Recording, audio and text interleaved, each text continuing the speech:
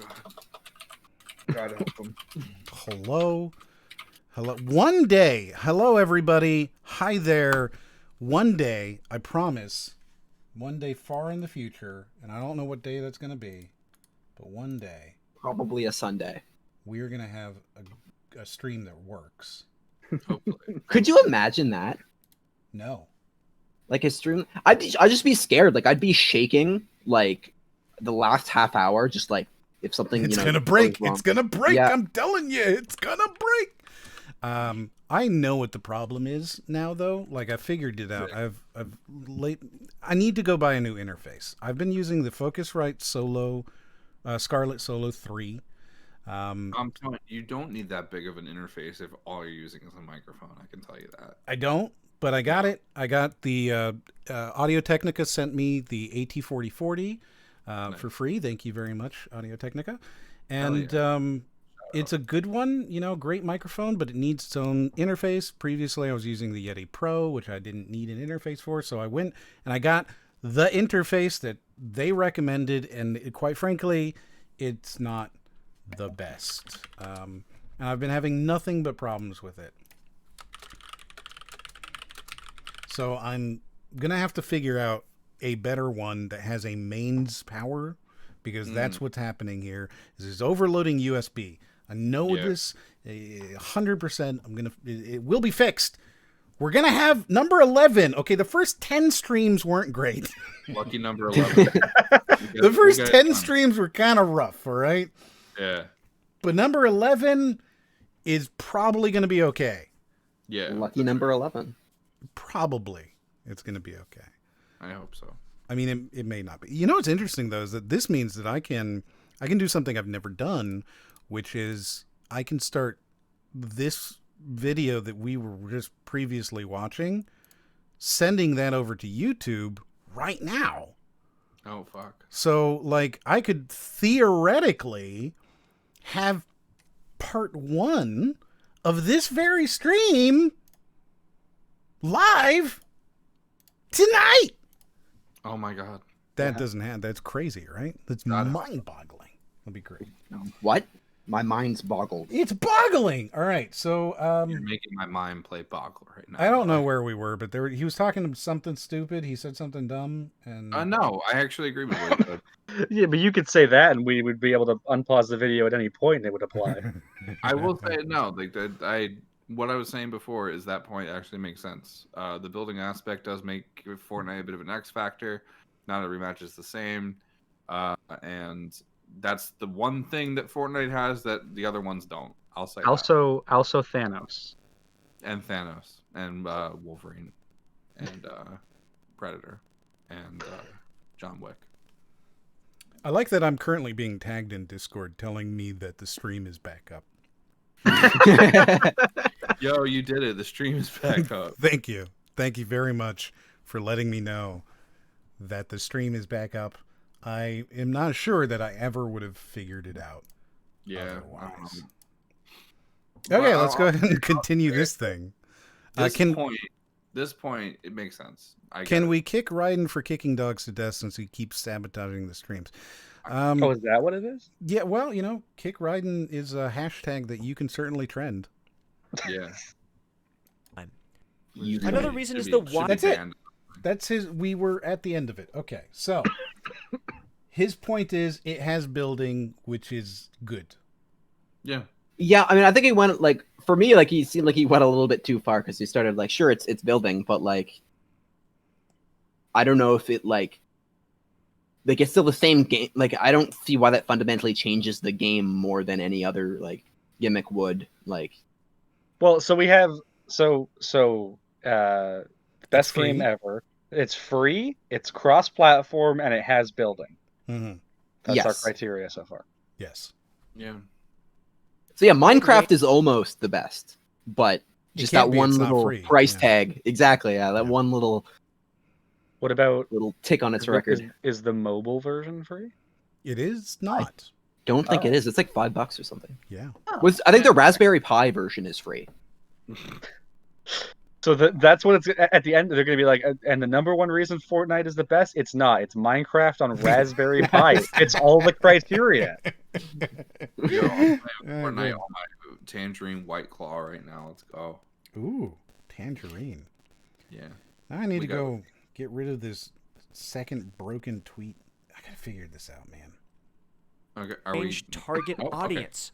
Epic has created an improved Fortnite to appeal to all generations, allowing them to reach a wide audience. I mean, nobody asked for Peely, but now that he exists, I will protect that fruit with my life, and I don't care if he's evil. That Oh, was- is Peely a skin? I don't I didn't mean to understand harp what that on meant. delivery, but that was not the best delivery for that line. He sounds like he can't give a fuck about what he's talking about. That was not a Yeah, good delivery. that's- I agree. Yeah. What is his point here? The fact that it appeals to people, and then he showed a banana. Is this? He make, I Is think this he's like trying to, a like- deep dad joke? I mean, I think he just bananas likes the do banana skin. appeal. It's appealing. He said, "Oh, it No, I appeals to kids," and then he showed a banana. Is this the ultimate big brain dad joke? yes, we all got punked. Ashton Kutcher. Okay. I don't know. You said Ashton Kutcher. Fucking. I guess because like Peely is like a banana and that appeals to kids because it's like also random or whatever, and that's what makes Fortnite appeal to kids. I guess that's what he's saying. I don't agree. I don't know what the fuck this shit is that I'm looking at. Mm-hmm. I hate it, though. I know that. Mm-hmm. Mm-hmm. Mm-hmm. All I know is I'm looking at this image and y'all got on Hat and Time's case for not being cohesive. What am I looking at right now? What the fuck is any of this? Okay, Fortnite look, could be the biggest game in the world and look like this mess of styles. The problem with Hat in Time is not that it looks incohesive. It is the fact that it is just a whole bunch of, oh, you know what would be cool is if we had a level that did this. But And then it's cool. he makes that level and then he goes, oh, you know what would be cool is if we did this. Yeah, and then it's That's cool. the I problem. don't think there's anything wrong with that. I think my problem with the Hat in Time was I played it while that remember that really dumb fucking Mafia meme where it was just like level 1 mob boss, level 100 Mafia, and like that was really popular at the time, and so I played through Mafia Town, and I just could not take that game seriously because everyone was just like Mafia guy, and it was just like this fucking meme's just in my head. It's so bad. Great. I want to play a Hat in Time. It looks really fun. It's really good. I loved it. quickly I absolutely became- loved it. This is the first time I've heard that people had a problem with it. To be honest, I have a problem with it. Oh, It's okay. No, inconsistent. it's just him and Bolt. Like they were like the only ones I've heard that like actually don't like it. It's bad But- game, inconsistent, no good, and you are a bad person. I'm going I think- straight to ad hominems here. You are bad for the things that other people did that you liked. Yep. But I think that was the bonus of the game is it wasn't Mario. It was like for example the scary level with that ghost guy where he was like changing your abilities and stuff like that. It was just a level of stuff that like you don't like. It's more hands off in a collectathon generally. It's just kind of like you have your main abilities and you collect. Whereas this one they tried to change make each level more unique and more. Well, I mean, it goes. I like it, that. it goes like Sunshine, Psychonauts plus Thousand Year Door. The spooky one kind of is its own thing, and then they try to do like a banjo thing in the fourth world. But it comes it's a little more linear than it actually ends up being. And then they do a banjo thing in the first DLC with the sea levels, which I really like. I like that one a lot. And then Yakuza Metro, which was like the big final DLC. That might be the best world in the game from just like a level design standpoint. I mean, I think World 2, the Psychonauts You know what Thousand the Year Door problem- one. I think the probably best. only world I didn't like was the like the dance one where we had to like constantly dancing going around collecting the stuff.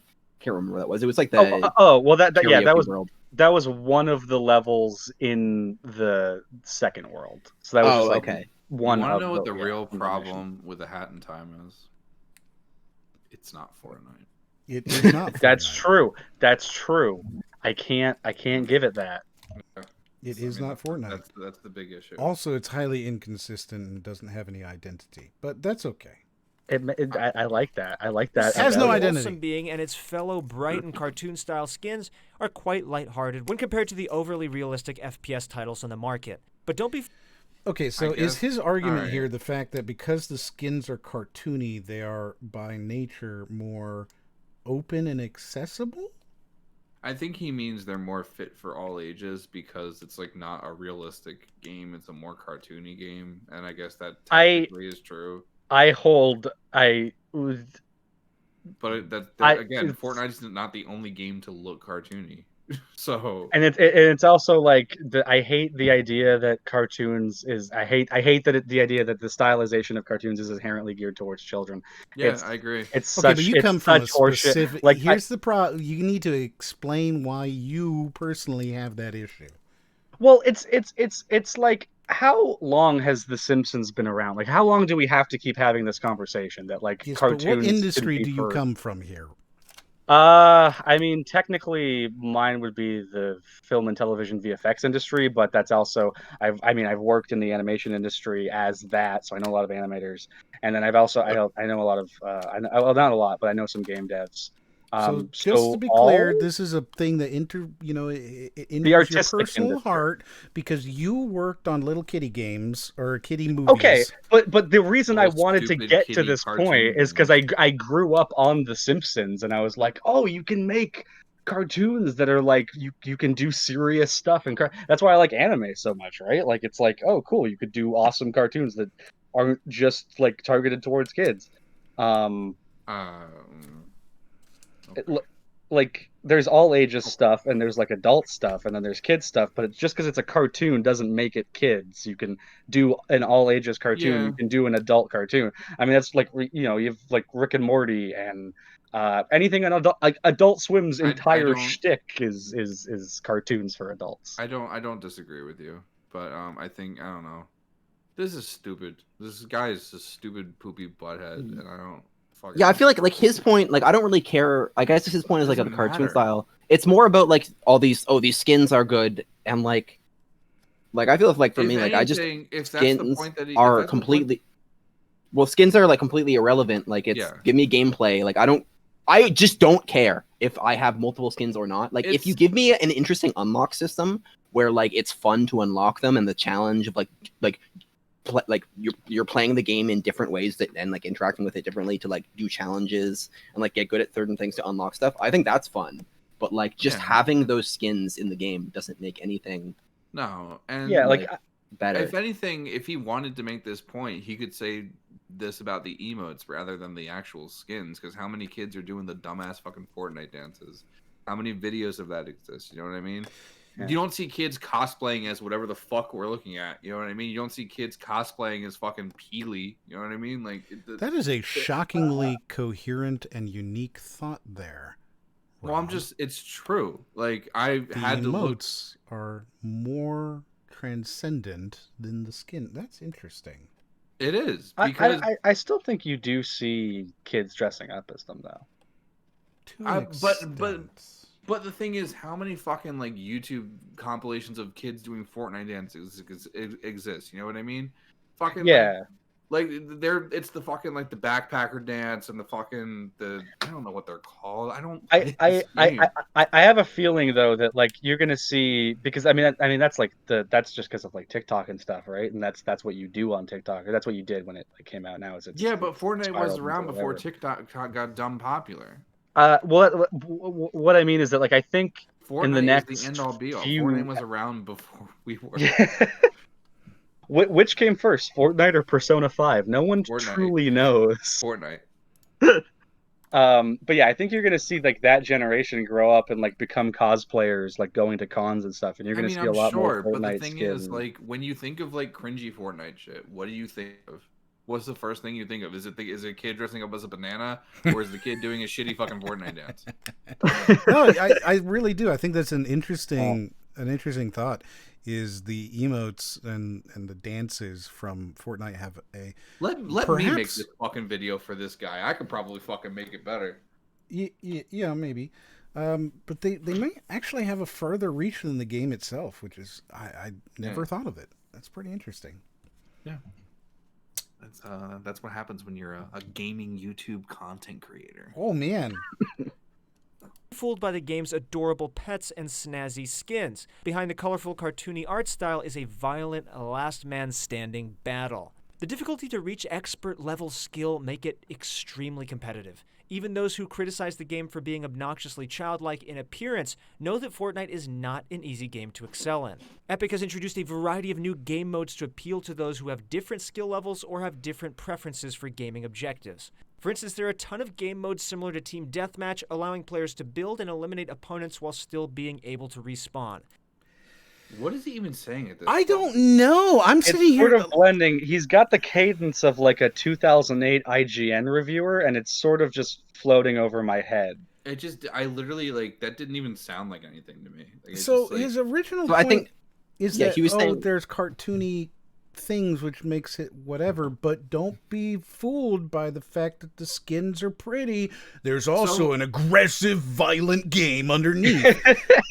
So wait, are the skins? Well, no, I don't like, think it what was that. I make- think he was talking about the skill level. Like, it is difficult. It is very, and a very accessible game. It's very easy to start playing Fortnite, but it's very He's done a difficult lot of to be stuff. great. Right? You have to. He's doing. You have the to get same good at shit building. again, where he's like discrediting himself. He's like, "Oh, the skins are what make it popular, but people don't like the skins because they make it look childlike." Like, what is it? Are the skins good or bad? I think this point is supposed to be about the skill ceiling, but I Okay, think he's fine. just worded it in the nonsense. You know, I think way. like he had an okay point here, which is like, yeah, the skins are cartoony and appeal to kids, but then when you look at the gameplay itself, it's not like dumbed down and like a kid's game. Like anybody Right. can pick it up, and there's a game to be mastered and be good at. Maybe, But then, so. he went on to continue and say, but just because you like, there's a challenging game there. Like, if you're not good at the game, there are other game modes. So don't worry about the fact that there's a high skill ceiling. But that's because there are other game okay. modes. Yes, but he couched that in a 30-second point number 4. The game has a really easy to get along with skin system that you can come in and it looks really great and great for the kids. But don't be fooled because there's a violent video game underneath that has a high...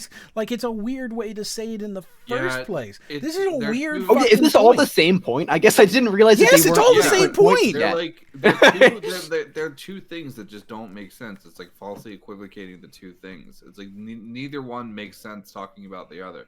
That would be like me going like, peanut butter and jelly sandwiches are my favorite food. Let's go get some pizza. Like, you know what I mean? Like, Yeah, but they're too childish for you, so we have Yeah. pizza. That's why Yeah. it's my favorite food. that's why it's Right? Yeah, That's what's exactly. weird here. It's This a weird pizza- point. might look like childish pizza at first, but if you look closely, you'll see it has anchovies, something only adults eat. Yeah, and that's why it's my favorite food. Yeah. This is good for those who want to practice their skills against other players without having to continuously wait for a new game to start after being eliminated. The new game mode Arena has finally answered many of our prayers. It allows people to rank up and qualify to join the Fortnite World Cup. And now Answered our prayers. The cadence that he said that way. The Fortnite World Cup. I don't know. There's something about it. That It doesn't sound like he gives a shit about what he's saying. It sounds like he wanted to yell Fortnite World Cup, but like people were sleeping, so he was like, The Fortnite World Cup. My But, mom's like, in the other but room, he's so not- I've got to keep it at like a low He's level. not naming reasons anymore. He's just like going on a tangent about. I mean, Fortnite. he said stuff earlier that sounded like ad copy. I'm not unconvinced that this isn't just a paid thing. But this video is just evolving into just garbage. Like it's just like at first it was like here's a reason, here's a reason, here's a reason. He's like, and then there's this new game mode, and then like when you do this thing, you can enter the Fortnite World Cup and fucking suck a dick in real time. Like it's just like, I don't. But like he's What are we completely doing? dismissing the fact that like if this game needs alternate game modes, then clearly the main game mode isn't the best. Yeah, Like clearly there's failures with but it that they is. needed. That's the name of the video, idiot. Stupid. Like you can't Now talk we about the side game modes that they needed to make in order for people to keep playing to like prove your point that this game is so good. This is giving me a headache. This give me fucking agita. The thing is that so far he's only said 4 points were actually numbered. Yeah, and So now the question is, do you think he rapidly goes through 6 of them, or does he just kind of muddle through and be like, yeah, that was 10? We're gonna get a montage. It's gonna be like Scooby-Doo Cyber Chase style. Hell yeah. Pretend we are good enough to win $1 million. Epic has made great efforts to have consistent tournaments for players to test their abilities against the best. These modes are where you will find highly skilled players and some of the biggest names in Fortnite. Is this what makes Fortnite? Epic adds updates to... So technically, this is 0.5. He's only done that skip thing on 4 other things total. This is 0.5 of 10. And we're already like almost at the end. There's of the 1 minute left. The game every 20 seconds per point. introducing What? new items into the game and map changes. These updates keep the game moving. So they add new items to the game, which makes it the best game. Nobody has ever done that before. It's an innovative thing that only the Epic Games developers have ever done in any video game ever. Fortnite is the apex, and we are peons, witnessing the upper echelons of human development. Yeah. Yeah. Encouraging players to come back with a new experience. 1 week you're battling on pirate ships, and a month later you're fighting on a fighter jet. That's just the kind of variety on Fortnite that has made it so popular. He is going to rapidly do them. Look, he's going to rapidly go through them. So we're on 0.6. I actually agree with this point. Yeah. Sure. But this is the thing that I mentioned right at the beginning, right? It's not something that only Fortnite does. It isn't what Fortnite only, but it is what I think they do better than, say, a PUBG, which is they keep taking that same base that you're comfortable with and making small changes and updating it so that now, if you look at whatever season it is, season 57 of Fortnite, and then you look at the original first season, right? They're not the same in any way. It is a completely different game from then to today, but it moved through it really organically. And I think that that's something that a lot of games could take and learn from. And I kind of like that. I like the fact that, like, if you weren't here, then you just didn't get to experience that. Yeah, I would agree with that. I don't know. Well, I know you hate that because you had... How old was your fucking phone? Like 9 years old? Because, you can't buy a new phone because, God, I'll forget. No, you don't count in this. Look, we've had this argument for how long? We've had this argument for literally years. Literal years. That, moving ahead and making a game that maybe has better graphics and requires a more... No, you can't do that because then the console player from 2005, he can't play that game anymore. And I hate the fact that I have to upgrade a thing. I buy a PlayStation, so I don't have to upgrade my computer. This is actual arguments you've made. So my arguments here, there's just two very simple. One, I thought you were gonna cut out. No, yeah. One is just that, like, I'm just always a little skeeved out at, like, people using fear of missing out as, like, a marketing tactic. That one's always just a little bit skeevy.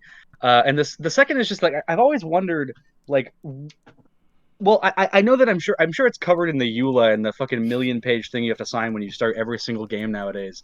But, like, I've always wondered, like, if you get a game at, like, classic or at version 1.101 or whatever, and then, like, years later it's like, version 7.3, and it's like this entirely different game. It's like, is there not a certain extent of false advertising that has happened? Because now it's like you no longer have the thing that you paid for. No, I don't think that's necessarily it. I think it's just, in Fortnite's case, it's just like, you still have the main core game. They just, like, every once in a while will add different shit to it. Well, I mean, to use Apex Legends as an easy example, right? They have 3 maps right now, but they rotate it out so there's only 2 at any given moment. And it's like that for like a month or whatever. Sure. And it's like, so if you like the first map or whatever, but you're in a month where it's only the second and third map, it's like, well, you can't play the first map. You have to literally wait a month. And it's like, you bought this game, this is the map it came with, how come you can't just play? I don't know. I understand the reason they do it is to, like, keep the player base in one mode and not split it like Call of Duty does, where it's like split across all the different modes. Like, I get that, but it's just like, I don't know. It feels like I agree with you, RACROX, but I think like, so here was my experience in Overwatch, which was when they first came out with Overwatch. They introduced new things early on, and one of the things that they introduced was the arcade mode, or like alternate game modes. And I thought that was absolutely amazing because they ruined quick play. So it was nice that they finally introduced arcade mode where you could have fun again. Yep. And then what I quickly realized as time was going on was that they were swapping in game modes. Like you could pick the 2 or 3, and then next month they swapped it out. So if there was a really good game mode that you wanted to play, like it was just gone. Yeah, exactly. And I was like sitting there the entire time, like, I don't like this. Like, I think like it should be very easy for them to give you an option to just choose that. Like, why do you have to keep taking away options and stuff like that? And then eventually the game progressed to a point where they let you make your own lobbies, and then like things like like the old Halo 3, like make your own game stuff, where they started doing that. And then I realized that sorry, I just wanted to finish up the point, and just like what I realized at that point with the game was that you started running into like you start dealing with private lobbies, and like how long it takes to queue times, and you're not, it's not the culture behind it. Like Lucio Ball was an event when it happened, but if you couldn't do that again if it's just an option that's always available, because it loses that luster. Yeah. You know what I mean? Yeah, but I think my specific grievance, and I don't know, maybe the fact that it's specific makes it arbitrary to an extent, but like with Apex, it's like you have that map, and this is the map that the game launched with on day one. So it's like it's kind of like if they like made it so you could only play arcade in Overwatch, like you can't play quick play at all. They take that out for a month or something, and it's like that would feel wrong, right? Right, but we're talking about in the context of Fortnite, and in this case, they're just saying, "Oh, it's still the same core game. They're just introducing like planes or cars or whatever the fuck this thing is." But like there's definitely like some kind of. I'm not a meta person. Like I'm not a competitive person at all. Yeah. But there's definitely like as soon as you add vehicles into a game, you've somehow drastically changed the meta, right? Like the game has now how you play the game, the experience you get from the game is now not what you were getting when. This is why I don't like to have like the whole money in game, because Fortnite being free actually is a good thing, I guess, in this instance. Sure. Where it's you like you can't say you like paid money and you exactly. So I think I will give it that. Whereas like something like Warcraft, Overwatch, I guess, like Warcraft 3 or what's a good example of that happening.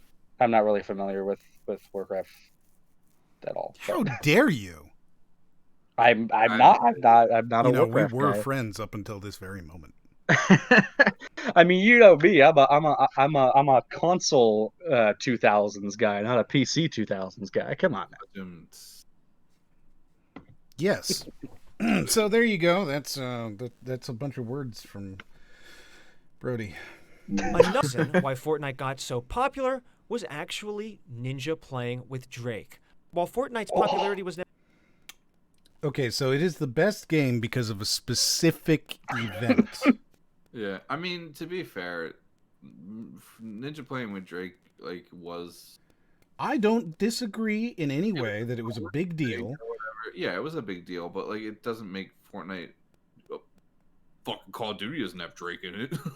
That's the thing. His argument here is that a specific event occurred, and therefore it is the best game. It's just a thing that happened. You're not a thing happened, and now it is the best. I think he was saying the reason it got so popular is because this happened. Do you think he's qualifying each point that tightly? No. I think that's what he says here. We got a minute and a half. I definitely don't agree with that. I think Oh, I don't know if it's true. I don't know if what he's saying is true. I'm pretty sure that's what he's saying. And so I think he is equating. So I think it's not why Fortnite is the best game. I think it's why Fortnite is the most popular game, which is things that happened when Fortnite happens. That's what this video should be called. Mm-hmm. Never disputed in the gaming community, the game became absolutely mainstream when Ninja had a streaming session with Drake. You know, the one with the sweater. During the event, Ninja had an... Is that what he's known for? He's known for wearing... No one's ever done that before. He's known for wearing the sweater? I feel like this guy sees one person doing one thing, and they say... That's the first time anyone's ever done that. Wear a sweater. Drake is the sweater man. He's the guy who wore a sweater. Wow.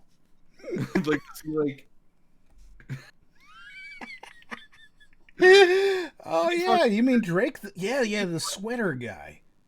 Does he fucking go to like McDonald's and like he orders food and then like the guy takes his money, goes, "That's the first time someone's taken my money for a McDonald's." Mm-hmm. That's what you're known for. You're the McDonald's money guy. Forever. Like, forever. That's who you are. Like Mhm. he just, it's like having the object permanence of like a baby. I was gonna say, I'm surprised he hasn't brought up the Travis Scott concert yet, but I guess that happened after this video came out. I mean, we Yeah. still got another minute and 20 seconds, so I think it might. Who knows? Yeah, but it did happen after that. So. He also didn't mention any of the Marvel cameos, which I'm shocked about. Also, That might have after- been after 2019. So Yeah, that was all in 2020, I think. Yeah, and Endgame came out in 2019, so You would know. Right. You are the then, Endgame guy. Then, no, Thanos would have been 2018 then, because they were doing that for Infinity War, I think. If not, they were definitely doing it for Endgame, so it was definitely 2019 Mm-hmm. Mm-hmm. or 2018. Mm-hmm. One of those two. I actually just watched Endgame like yesterday or two days ago Why? I mean, I love that movie. because my dad hadn't I seen haven't it and seen he wanted to watch it. So you were like, oh, I guess we could watch this. You are Together. the guy who you are known for watching Endgame. Right? You're the That is- Endgame guy. You're the I'm Endgame known for guy. anything. That's it. You watched it. You're the first one to do that.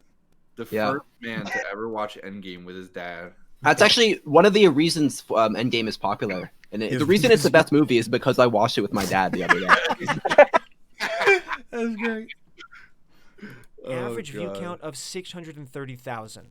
It broke many boundaries for the gaming community and set records like never before. Sure. Okay. Soon, everyone and their mom were curious and concerned about Fortnite. Concerned? In fact, Prince Harry tried to ban it because it's so addicting.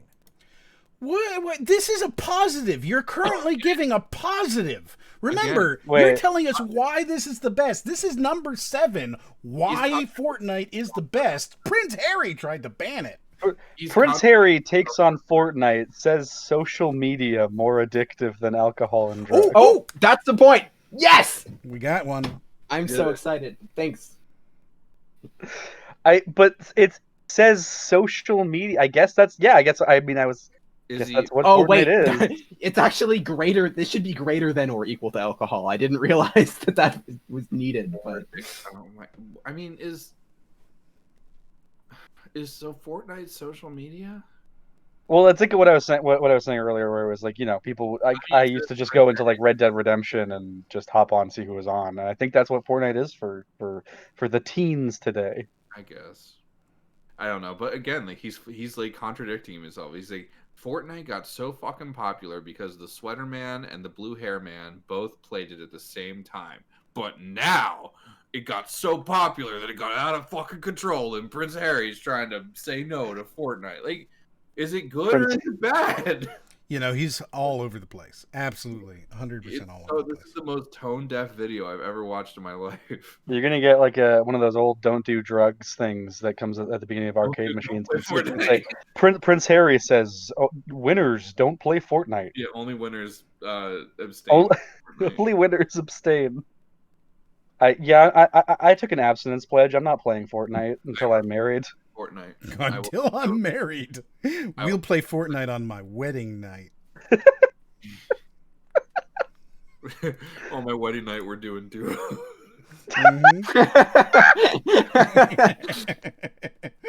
Mhm. Where we dropping wife? Where we dropping, wife? Where we dropping wife? Oh my god. You people are all scumbags. I can't believe you. But even didn't stop Fortnite from its insane rise in popularity, and more celebrities wanted in on the trend. This is just the same point again, isn't it?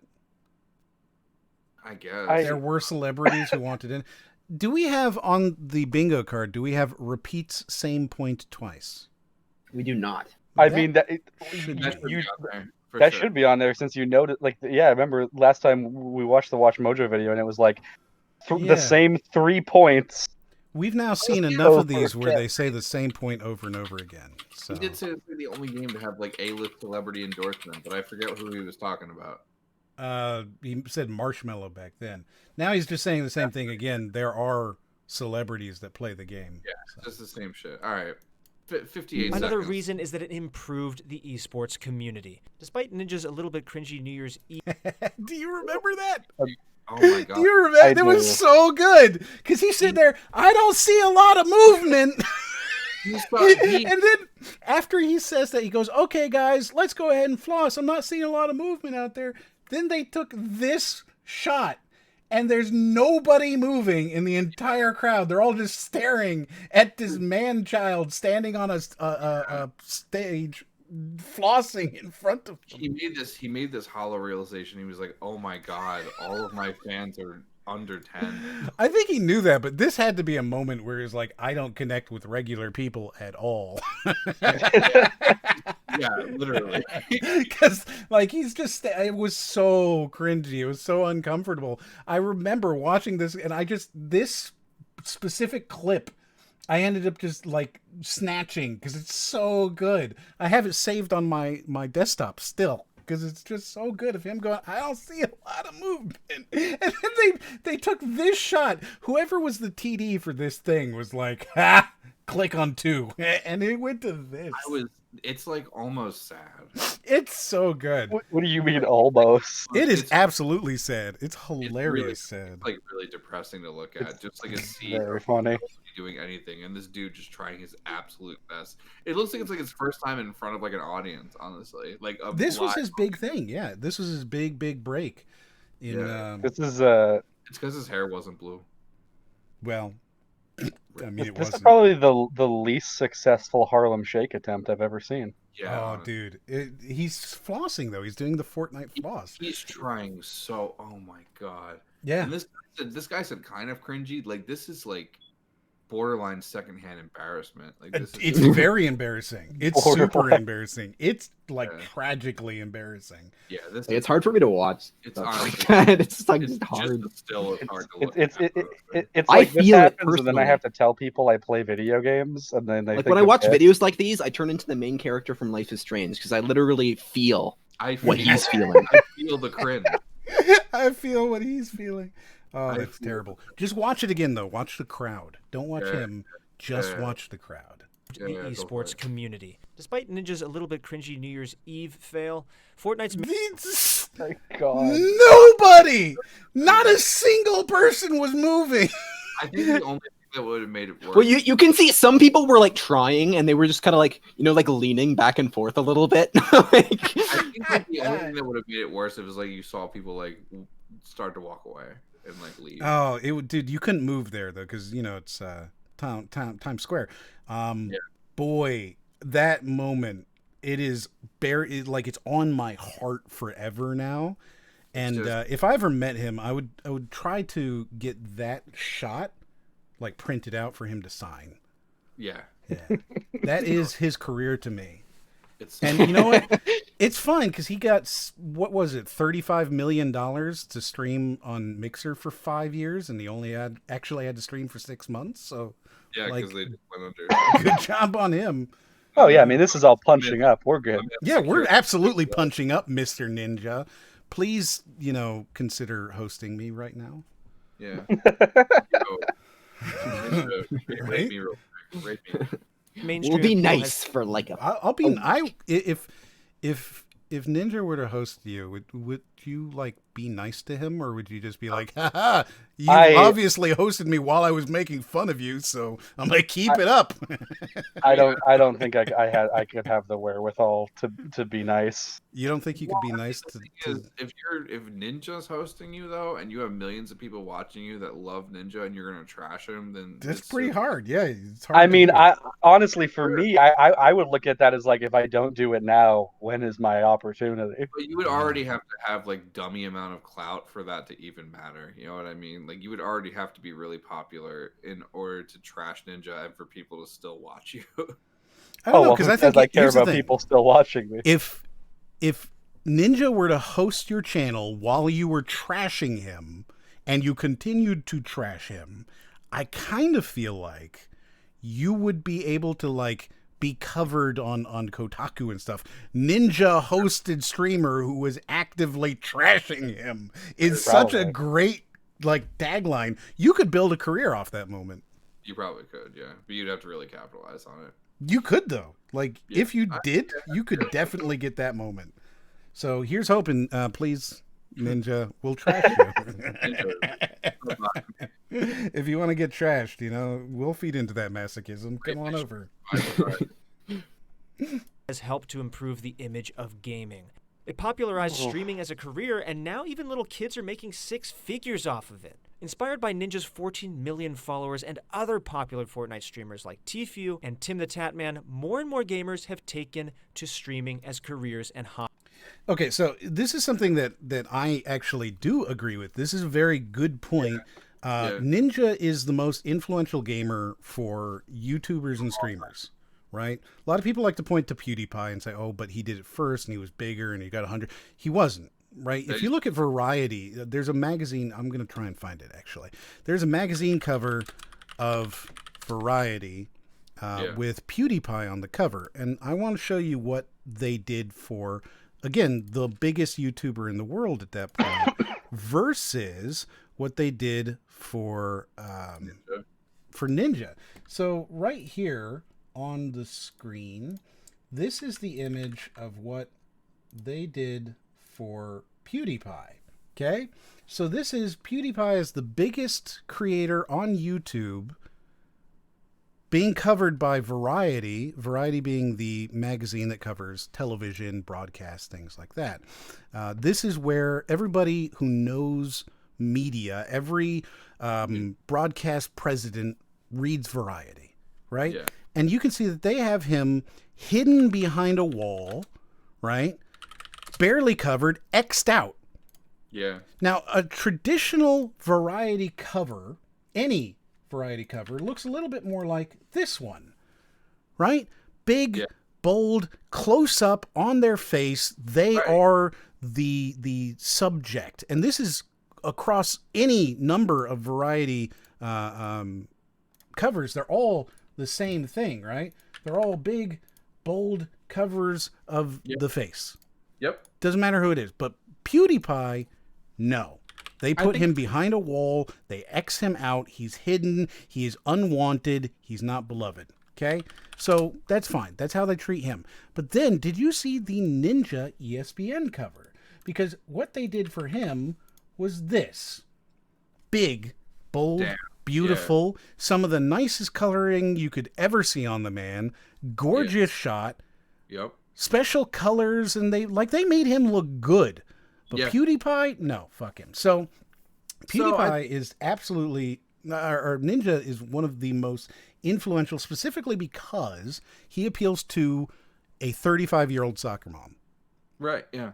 I completely agree with that. Clean. But it also shows that the evolution of the world's acceptance of internet culture and everything too. Because I mean, if you look at the time frame between the PewDiePie thing and the Ninja thing, I mean, I think it was once Ninja was getting on ESPN and shit, it's I think for the most part, people were looking at video games and internet culture and streaming and everything a lot more at that time. I think when did the Variety one come out? Is there a year on that? 2017 maybe, 2018. Yeah. I don't think anybody gave a shit about internet culture back then, but it's only I think this dude does have a point where it's people started looking at internet culture a little bit more, and I think that as a byproduct of that is Ninja being featured on ESPN magazine. Just all of it. Yeah. And being considered a celebrity instead of an embarrassment. Yeah, that exactly. is really the big difference. A gamer is a celebrity. Yep, a real celebrity. He's on a sports. This isn't whatever. This is ESPN. ESPN's covering esports and shit now too. So. Yeah. Mm-hmm. So when they talk about Ninja and his effect on gamers, right? It was really massive. It was a huge effect, especially on creators all of us. I want to be like Ninja. Yeah. Easily the most influential creator, if you ask me. It's brain dead kid that they have on the screenshot here. Oh yeah. Wow, he looks I don't know. There's something really funny about that. I just want to point out that just before you paused, they listed a creator named Tim the Tap Man, and I thought they said Tim the Tool Man, like Tim the Tool Man Taylor. Mm-hmm. Yo, #1 streamer, Tim the Toolman Allen. So Tim the Tap Man though is fucking huge. I've never heard of him. He has I want to say 8 million followers on Twitch. Goddamn. But it might be 6 million. It's an even. Oh well, number. that's substantially less impressive. It's an even number. Only 6 million, not 8. Come on. You're right. God forbid. It's 5.8 million. I'm seeing Dota here only- as of Dota only December had 2nd, 2020. Players. Fortnite's got 40 million. Fuck you. Right? And Dota's got 11. We're Dota's just got throwing out 11. numbers now. What a fucking small number. Dumb baby game for baby. You're right. 40 is more than 11. 40 is more. Yeah, exactly. Hobbies, and we think this is awesome. There's no doubt that Fortnite has revolutionized the gaming and streaming industry, and they've given us our Lord and Savior, Peely. What are some reasons why you guys think Fortnite has been around for so long? Stop naming Do you guys the think that reasons. it's here to stay? That was Do you the guys part think that it's pissed going me to be a off the fad? most. Let us know in the comments below. We'd love to hear from you. If you guys are interested in getting better at Fortnite, then please Black visit screen? ProGuides.com, Black where screen? we offer a ton of courses with the best Not Black even screen? players. It's just a black That's screen it for our the last video. 10 Thank you guys seconds of so your much video. for watching, and Oh my good God, luck this in guy your is next games. So fucking chaotic. I love Wow. Oh my God, and this video didn't even do well. Oh shit, this video has 42,000 views and it has 2,500 dislikes. Oh my God. Yeah, no, it's not a liked video at all. It's Wow, a wild. disliked video, in fact. Yeah.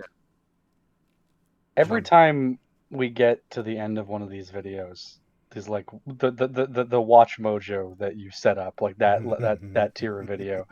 I feel like I've come out of the end of like at the end of like Junji Ito's Amigara Fault. Like I feel like I'm an entirely different being by the end of it. Like I don't remember my life before the video. Like this happened last time. Like we watched the Watch Mojo video and we got to the end of it and I was like, what did we talk about earlier? Because all I can think of now is this fucking Watch Mojo video. I do not remember anything I did until I watched this Watch Mojo video in my life. You know, everything just starts melting at the end. Yeah. Yeah. My brain is Yeah, no, they're really bad. And I did warn you, this is worse than a Watch Mojo one. First of all, he only got through 8 points in his top 10. yeah. I'm glad you kept track. I couldn't. Yeah, if you stop numbering them and saying this is another point, I completely lost count. Yeah, he only got through 8. 2 at least of them were 4 or 5 points themselves. Yeah. And they just kept going on. And at least 2 of his points, but potentially 3 if you count that last one, were celebrities like this game. Yeah, I mean, like, it's kind of like E. really when you think about it. Oh my God, it's like really terribly bad. Yeah. Celebrities like Spyro Reignited too. You don't see me saying that all the time. Oh wait. Well, maybe you should be saying that all the time. Maybe that's where you have gone wrong as a content creator, is you're not constantly pointing out that celebrities like it too. Damn. But I did get someone to buy Stick It to the Man tonight. So. I bought Flipping Death. I didn't buy Stick It. Oh, interesting. Oh, that one's wow. good. You that one's good influenced too. him incorrectly.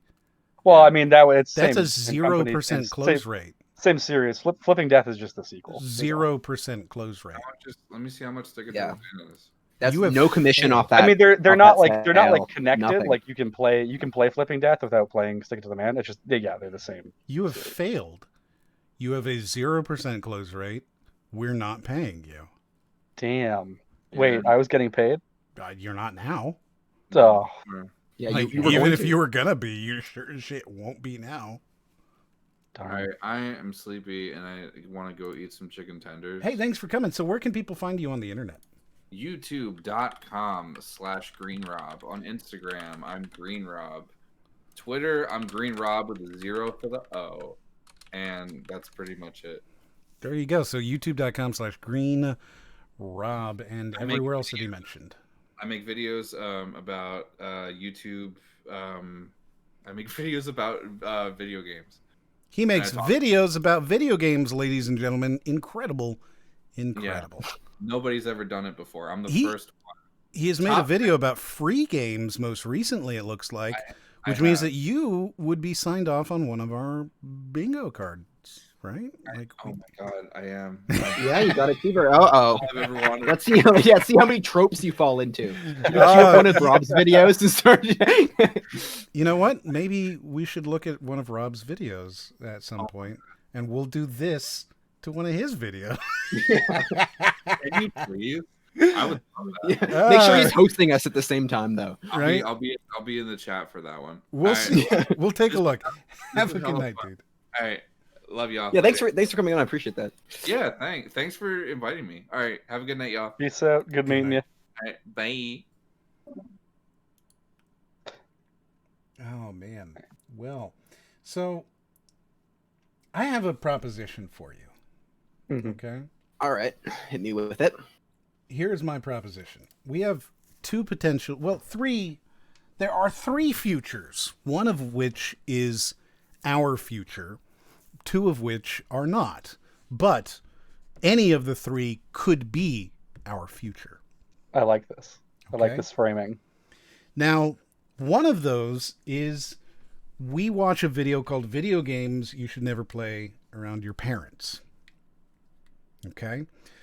One of them is we watch a Mark Brown video about video game extra lives.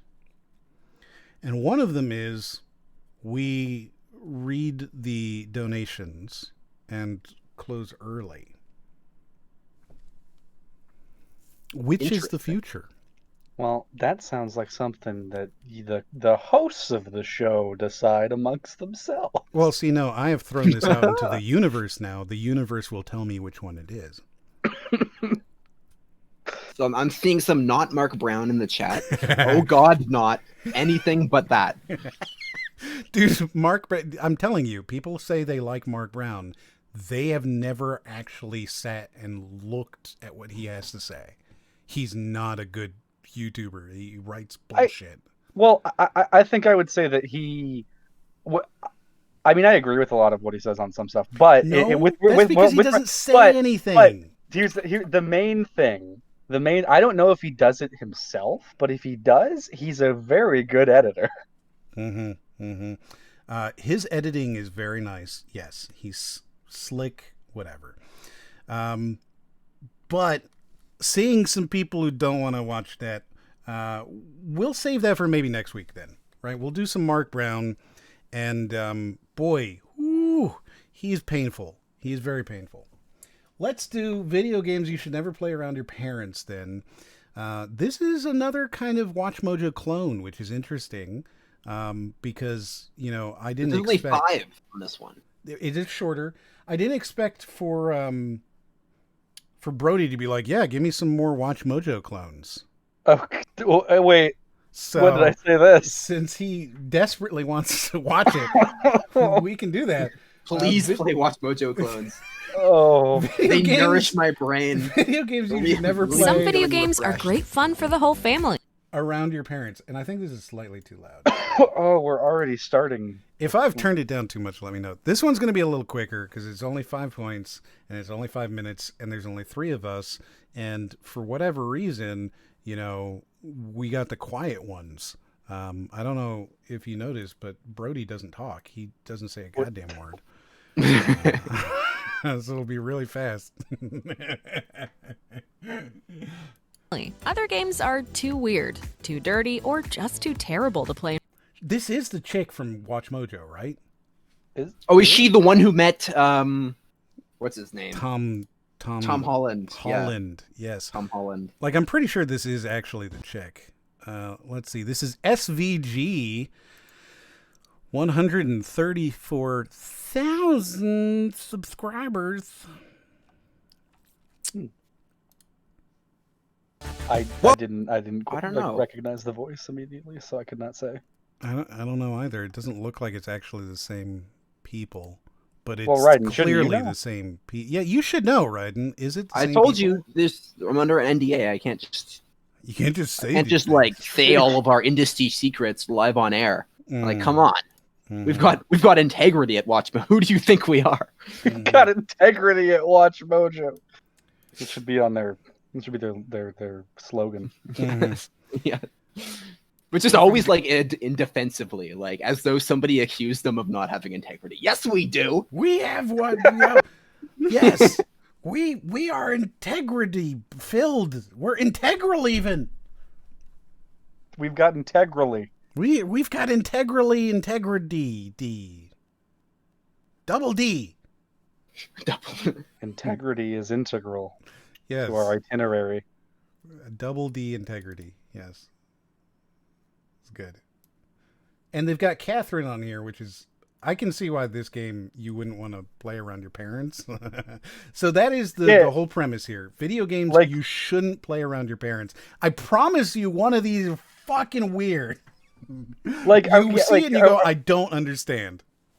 Yeah, like I was gonna say, are we gonna get through? Like, is every one of these just gonna be like oh, you shouldn't play this with your parents? And then we're gonna look and be like, well, fucking duh.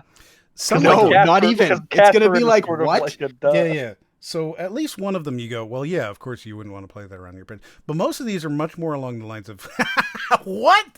What are you talking about? And you'll see. Your parents.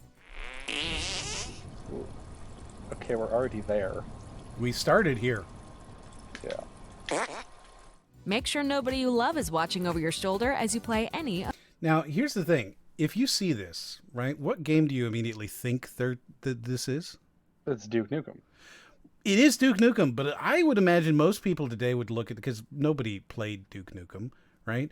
I would imagine most people would look at that and go, oh, are they talking about like a house party or something like that? No, they're not even talking about a house party. Of these games. South Park, The Stick of Truth. If you know anything about South Park, you might be able to guess that any video game based on the cartoon would definitely not be safe to play around parents. But The Stick of Truth might... Now, this... Yeah. Have you played this game? Yeah, I love it. I've seen. I haven't played it personally, but Okay. I've like seen. It's really good. I think this is the funniest game I've ever played. Yeah, I like South Park. It is so It's good. absolutely hilarious. I like South Park, first of all. I think this is the funniest game I've ever played. It has 3 scenes that have scarred themselves into my brain. And I feel like anybody who's played this game immediately has the same 3 scenes scarred into their brain. Okay, I know what one of them is, obviously. Go ahead, tell me. Well, it's the one where you do the RPG battle underneath your parents having sex, and the balls literally slap into the screen. That's so fucking good. That is one of them. The balls slapping in the RPG. Holy shit, that was not something I expected.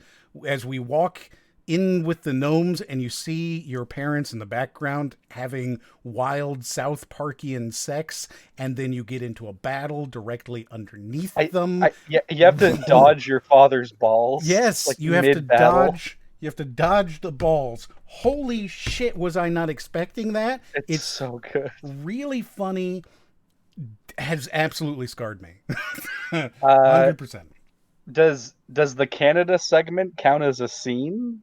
Because that's pretty notable. I guess, but it's not really the same sort of thing. I'm talking on the same level as the balls.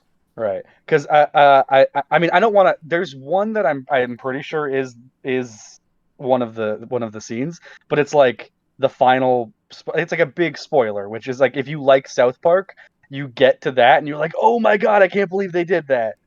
So they like bring back a specific character, but like I don't want to say. I'm sure that should tell you what it is. Mm-hmm. It's okay to spoil. It's not my responsibility to keep the audience away from spoilers. I know that it's not like I know, but it's such a good moment that I still don't want to. I think you should spoil it. Okay, everyone who doesn't want Stick of Truth spoilers, cover your ears for 3 seconds. They bring Chef back. Mm-hmm. Okay. But that's not what I was going to talk about. Thank you for spoiling everybody. Damn it! Why would you do that, dude? Like, what the hell? Seriously, you're just gonna say that to a group of people who've never played the game before? You're just gonna say, "You sons of..." It wasn't even part of your point. You just say it, and then you're just gonna leave it there. You horrible, horrible, evil people. Oh no! So the second part is the abortion clinic. Oh yes. with all of the Nazi babies. Yes, of course. Yes. So that part was like shocking to me. I was like, I can't believe they went this far. Because, I mean, first of all, that's what got it banned in Australia. It got it banned in Germany because, you know, you can't have Nazis in Germany, at least anymore, right? And, yeah, boy, like, that was shocking. You have to go and beat up jars of Nazi feti. Not Nazi zombie fetuses. Yeah. Oh my God. Dude, Like, it's so good. I did not expect that. That is like another moment where as soon as we were in there, I was like, holy shit, I can't believe they're doing this. So what's your final moment? And third, which is not the spoiler that you spoiled everybody, the glorious, you know, enjoyment of experiencing themselves. Imagine if you had experienced that in the actual game. Right? Instead of just now hearing it from him. And I mean, let's face it, the way he like let it out, pretty much the ultimate anticlimactic reveal. No, for me, the third one is going into Mr. Slave. Oh, yeah, okay, yeah. Mm-hmm. They snuck a snook up his sniz. Yeah, Mhm. that classic scenario. Dude, wow. Like, just nonstop shocking. I didn't expect that kind of shit. You know what I mean? So those three are the moments that I always remember about the Stick of Truth. It's such a funny game. It's so good, so much fun. Absolutely don't think that you should play this in front of your parents. But at the same time, if you're young enough that your parents are watching you play a game like this, I don't know that you should be playing it at all. Yeah, like back when I was little, I used to sneak downstairs into the basement and watch like Family Guy and South Park. And South Park was always like the one that like I was not supposed to watch. So it's like it's the one I always wanted to watch. And legitimately, the first episode I ever saw was the Halloween episode with the killer fish, and that's an especially violent episode. And so I was like a little kid, and I was like, this is horrifying. This is terrifying. And I'm like, I love this. I want more South Park. And now I've gone through and watched the whole thing. And Stick of Truth really, it's like Stick of Truth is like the culmination of classic South Park. Like it's all classic South Park fan service while like being its own thing. And like it's the culmination of literally a story arc in the show as well. Like there's a 3-episode story arc that leads up to Stick of Truth. Which is really well done. Yeah. It's all like Game of Thronesy. Yeah, like I feel like Stick of Truth is like they were like, okay, we're gonna close out because South Park now is a little bit different. So Stick of Truth just felt like here is the culmination, the pinnacle of classic South Park, and then Fractured But Whole was like, okay, we're gonna do the same thing, but we're gonna do it with modern South Park. And I think that one worked. Fractured But Whole, it wasn't as novel as Stick of Truth. I liked the gameplay. I thought that they improved the combat a lot. Like well, so Stick of Truth was done by Obsidian, and Fractured But Whole was done, I think, in-house by Ubisoft. I'm not sure which team did it, but yeah, it wasn't Obsidian. The combat was a lot smoother. It was a lot more fun. Yeah. You know what? It like the original game kind of reminds me of the Penny Arcade game, where it felt like they chose to do that style of combat because it was retro nostalgic and it'd be kind of funny, but the game was so long that it just kind of grated on you by the end. You know? You dig? Yeah. I think so. You get it? You understand? You there with me? Do you understand what he was trying to say? Did you following? Did you pick up? I believe. I think so. Did you pick up what he was? I think I've lost it now, though. Oh, I see. It went in one ear, and then I tried to focus on it. I did this to Brody for like, I want to say an hour last night. I was going through my download folder, and I was just getting rid of shit, right? And I came across a hand-drawn thing that he had done of his OC for, I don't know, Sonic or something. And I sent him this, like, hey, look what I found. And he was like, oh, this must be like you're trying to tell me something. So I just kept sending him random. He never just like DMs me out of the blue, just random shit. So I was like, what is he doing? What is he getting at? And he's sending me just like tons of random images. And I'm like, what is this? And he's telling me that there is a connection. Like I'm asking him, what is this? And he's like, no, there is a connection. And I'm like, okay, well, what the fuck is this? And then like he's sending me all this shit, and I have no fucking idea what he does. At one point, he sends me the logo for GamerDating.com, and I'm like, is this motherfucker trying to ask me out? Like, what is he? That is a way to do it. Like that would be like doing like a nice scavenger hunt up until the. Yeah. So, GamerDating.com, check it out. Yes. They actually, the reason that I have that logo. That's not a thing. It is 100%. So the reason I had that logo in my download folder is because they contacted me for a sponsorship. Oh shit. And I was like, I don't think I can do this. I don't think I can do gaming number dating. one gaming dating site. Yeah. A few weeks ago, like Haydox came back to Twitter and was just like, I met someone on GamerDating.com and I'm going to marry them. And he would not specify whether or not it was a joke. And Wow. and I'm pretty sure it was, but he's also like apparently gotten out of the YouTube game and is just like chilling. So it's like, I really have no idea whether or not he actually met someone on GamerDating.com or not. If he did, that's great. I'm very happy for him. It would just be wild. Here we go. This was their offer, and you'll immediately understand why I turned them down. Hey, I like your YouTube channel, and I'd like to invite you to take part in the launch of GamerDating.com, the world's first dating service for gamers. I'd like to give you a premium key so you can try out the service. We've been coding gamer dating for 8 years now and are launching in February. Let's work together. We'd love to get your users unsingle. It would be great if we could partner up. We'd be happy to pay you for a campaign on a cost per lead basis across social media. This means that for every user that signs up to GamerDating.com from your channel, we'll give you 20 cents, and we'll pay you 20% of every subscription as well. We'd be happy to talk to you on a cost per campaign or cost per view basis. What do you think? Are they asking you that, or are you asking us that? No, what do you think? He's asking us. He's offering us the sponsorship. Would you like to get involved in this incredible opportunity? So, first of all, if you are a content creator, right, and this is just like some straight up best case advice stuff, you should never be doing cost per interaction, because that is not what your influence is. Your influence is not, I'm going to tell people and they'll buy the game. That's not how it works. It's, I'm going to tell people your product needs to be strong enough to secure a sale. If somebody contacts you and they say that I'll pay you $1 per lead, that is not how this works. That's not what your thing is. You can choose to do that, but keep it real. That is 100% them taking advantage of your audience. Mm-hmm. They are taking advantage of your reach, to do that. 20 cents per lead is fucking insulting. Okay, so I've done user acquisition stuff for quite a few different companies before.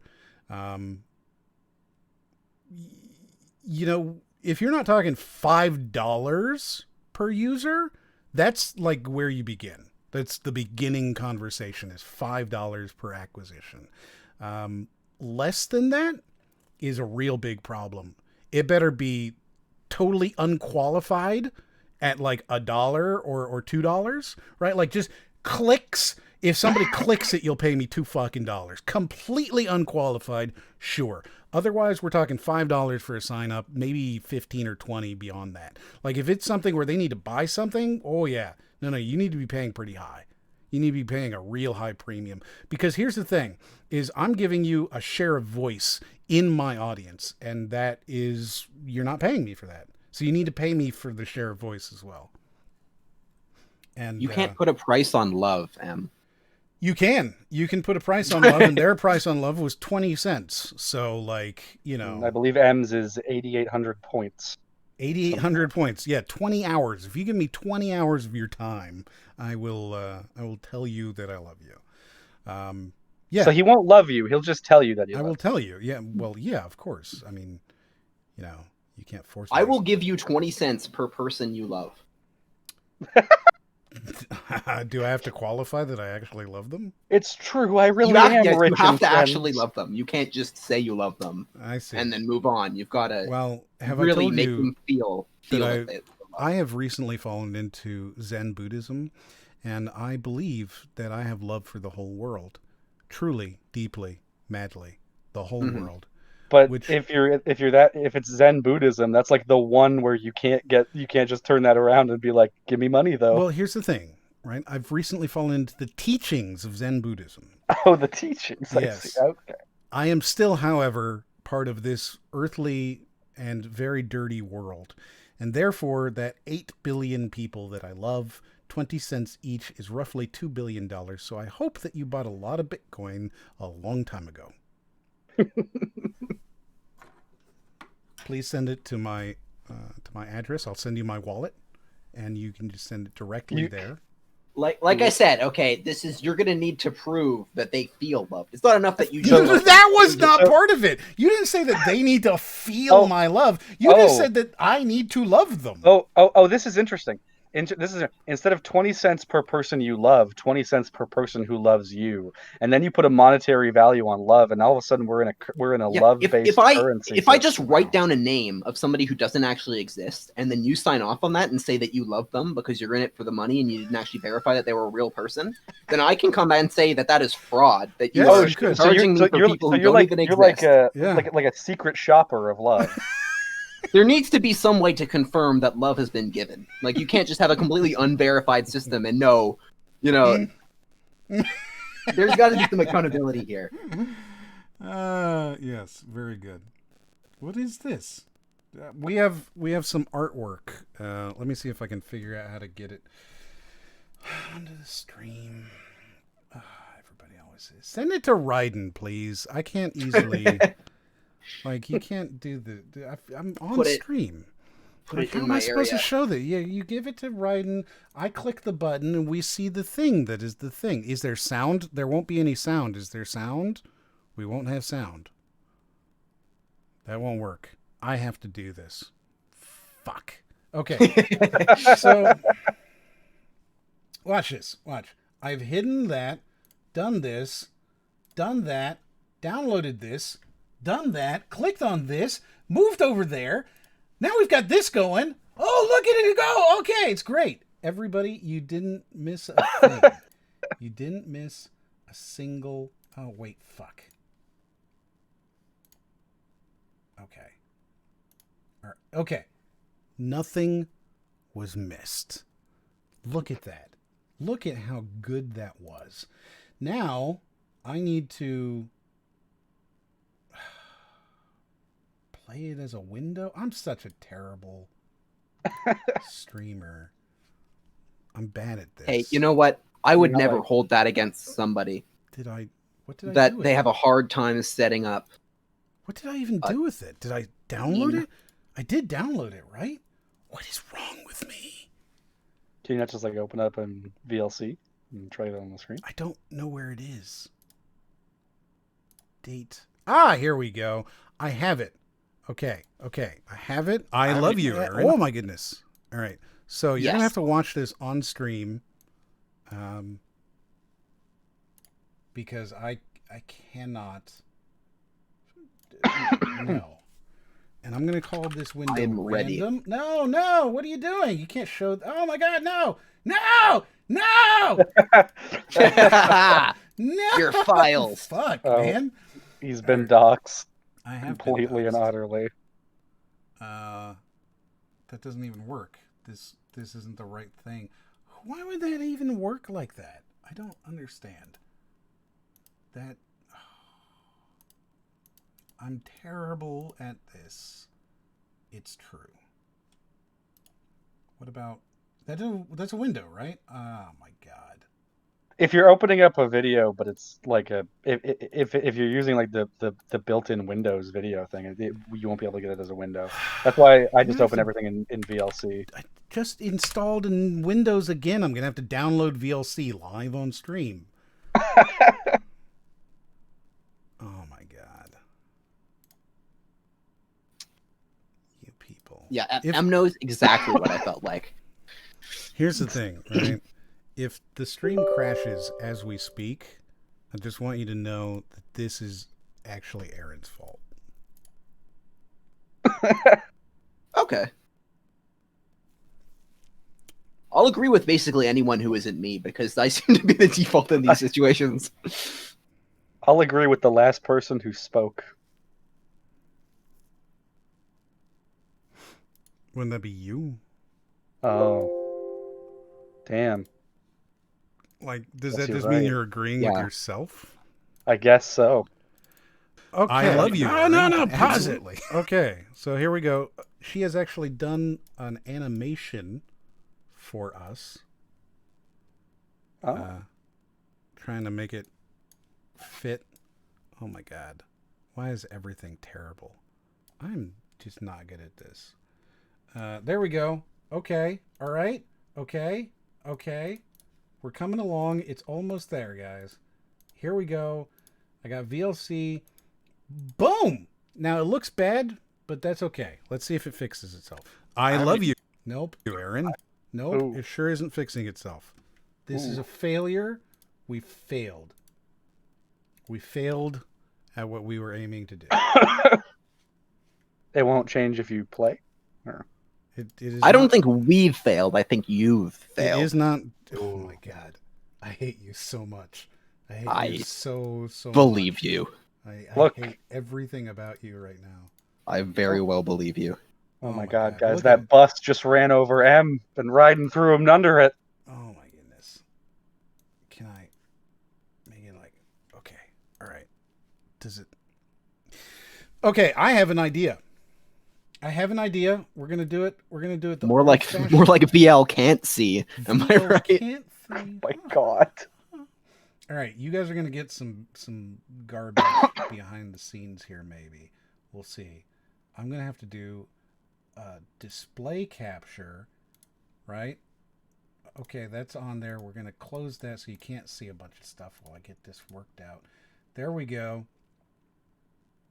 All right, it's technically there, right? Okay, you can see that on screen now. I can't see anything. Now. What was there before? Now you can see it. There we go.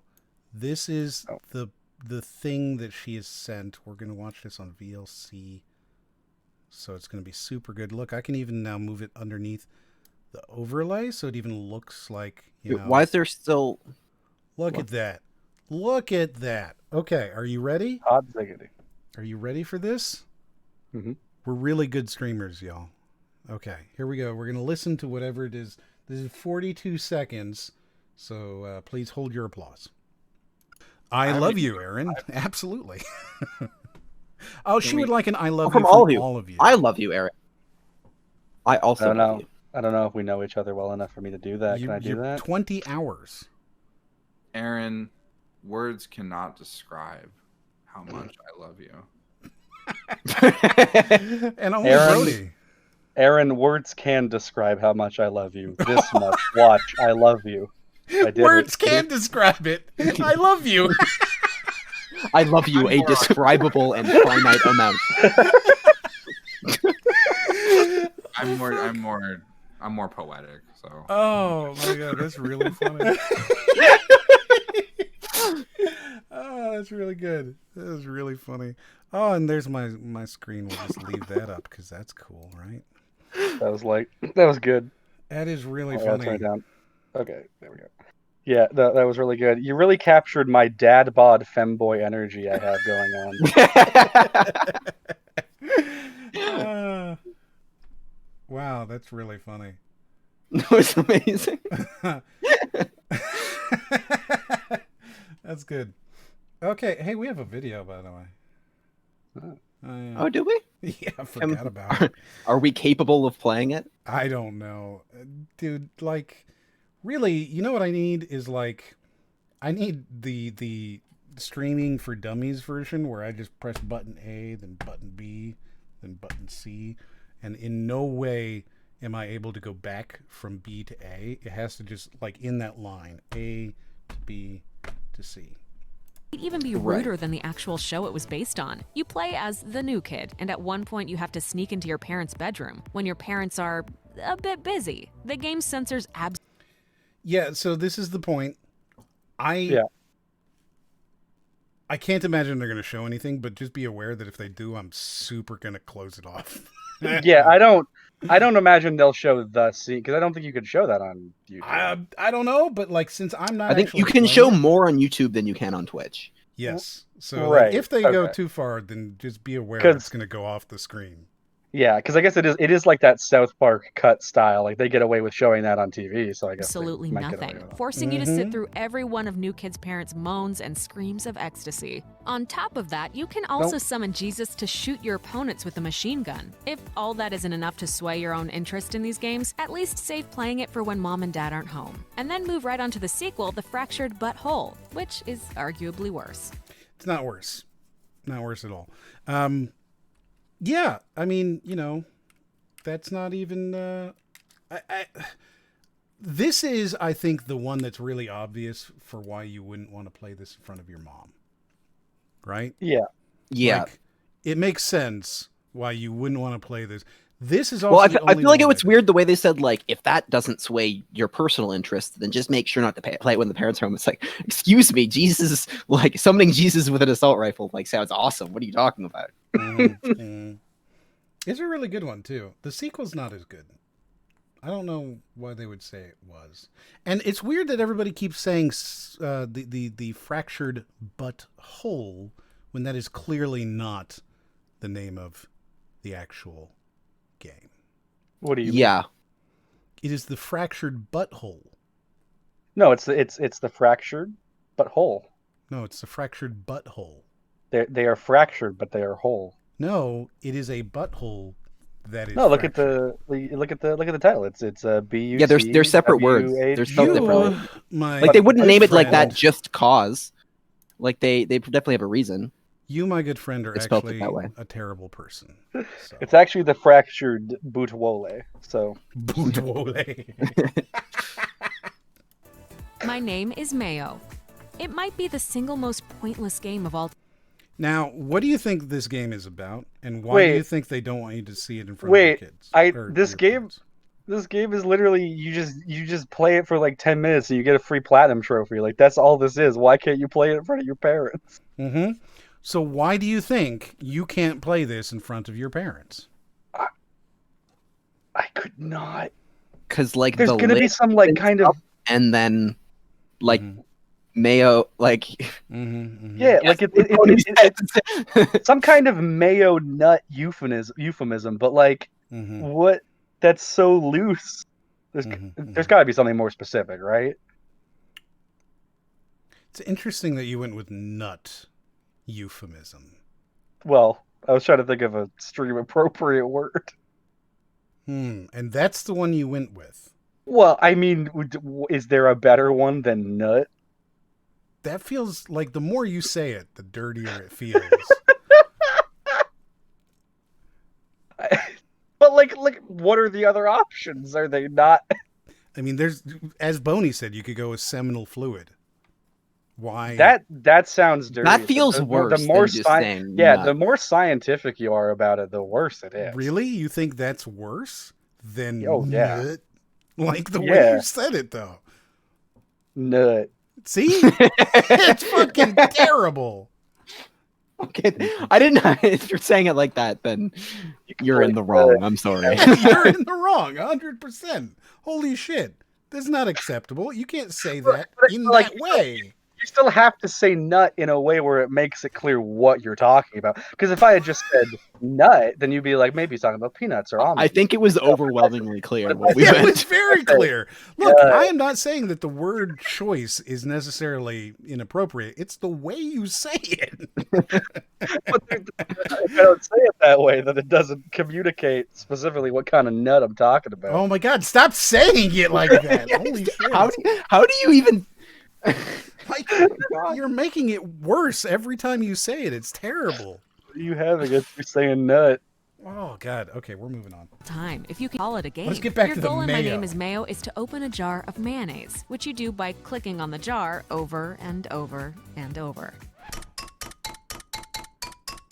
And that's it. For some reason, the jar also wears various outfits during your quest to open it. Sometimes it's knitting or rocking a guitar, while other times it's wearing a bra and panties. Look, now it's French. If you're patient enough to click the jar 10,000 times, you will successfully open it and beat the game. Okay. Don't play that in front Like, of your parents. Is it the bikinis on the mayo jar? Is that the Is like thing? Is there like a hidden anime figure in there or something? There's like nothing. This about is it. This is her explanation. Of course you wouldn't want to play that. Watch. Congratulations, I guess. However, if your parents catch you playing this, they might start to worry about you. What? Yeah. They might start to worry about you. Mom, my brother's playing Cookie Clicker again. He's addicted. Get him off. This is arguably worse than Cookie Clicker because, like, the number goes up, but it doesn't go up any faster. It just goes up. Yeah. But there's cool skins, which remember that's one of the reasons it's the best game is because of all the colorful cool skins. That it has. Yeah, you're right. I'd forgotten. Like, what the fuck is this argument though? This game, you shouldn't. They go from South Park. Yeah, you know what though? I like this art because in the first one it's like, oh, it's South Park, it's inappropriate. Obviously, don't play that in front. This one they've gone in the direction of if your parents see you playing this, they'll think you're clinically insane. So that's a direction I did not expect. It gets worse from here, man. Duke Nukem Forever. With its fart jokes plus hot girls formula, the Duke Nukem franchise was never going to be family friendly. But see, now they're saying, is it family friendly? They've moved the goalposts, right? Because I don't actually think that I would have a problem playing Duke Nukem Forever in front of my mom. You know? Like, at all. I don't know that I would play the Stick of Truth in front of her, because I'd be like, I don't really want this moment where, you know, the balls are coming. Like, I don't want that. But this is so innocuously just like childish humor that I can't imagine being offended by it. It feels like they were like, what is a franchise known for its vulgarity? And they just went, no, everyone hates Duke Nukem Forever. I guess let's do that. I don't know. Like, I don't know. Also, this belongs on a list of video games you should never play. And then the title stops there. Duke Nukem Forever is rather unplayable. I've never beaten it. Ever. I actually genuinely want a copy, like, really badly. I have. I have the collector's edition of Duke Nukem Forever with the bust of Duke Nukem. Holy shit. The way you said bust just now is worse than the way he said nut before. Bust. No. See, he made it worse somehow. He made it so that, nut. like, as he's saying, why are you saying these things? Stop it. You give me physical crawling sensation. Am I giving you ASMR vibes? No, right now? you're giving me like the opposite, the like gross one where you just want to kill the person who keeps doing it.